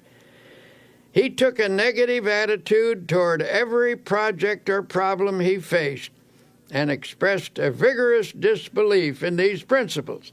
In fact, he offered to conduct a test to prove them wrong. Since he was an honest man, he tried them faithfully and even kept a scorecard. After 6 months, he reported that 85% of his problems had turned out satisfactorily. "I am now convinced," he said, "although I wouldn't have believed it possible. It seems to be true that if you expect the best, you are given some strange kind of power to create conditions that produce the desired results. From now on, I am changing my mental attitude and shall expect the best, not the worst. My test indicates that this is not a theory, but a realistic way to meet life's situations." May I say that I am very interested in you. So every day as you confront the problems of life, I suggest that you affirm as follows: I believe that God gives me power to attain what I really want. Never mention the worst. Never think of it. Drop it out of your consciousness. At least 10 times every day, repeat to yourself, I expect the best, and with God's help, will attain the best. If in the depths of your mind you visualize the best and employ the powers of faith and energy, you will get the best.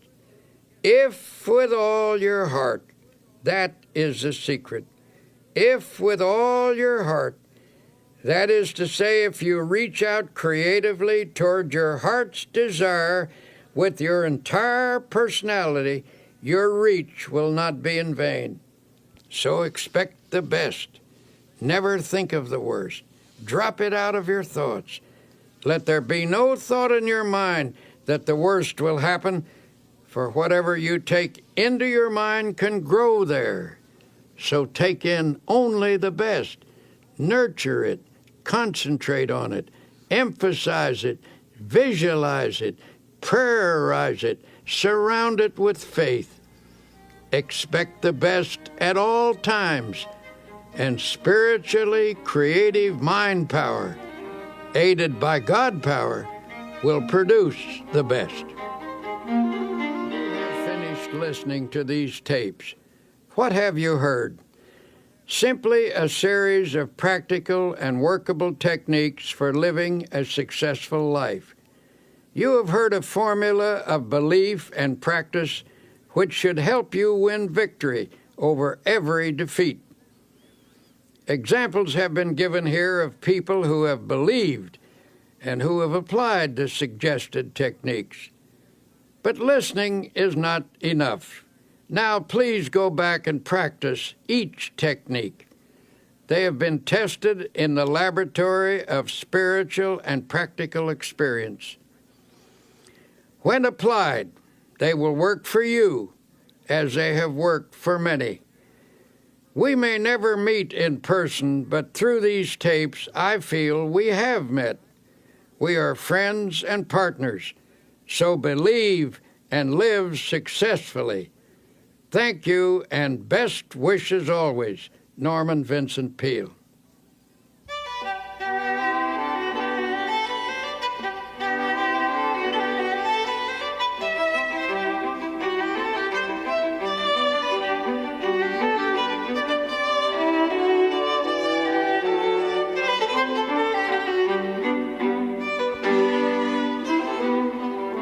You've been listening to Dr. Norman Vincent Peale. This has been a Simon & Schuster audio presentation. Recording engineer Ed Valentine, mixing engineer Gary Fink, writer Mary Bruton, executive producer Peg Combe. I'm Connie Goldman.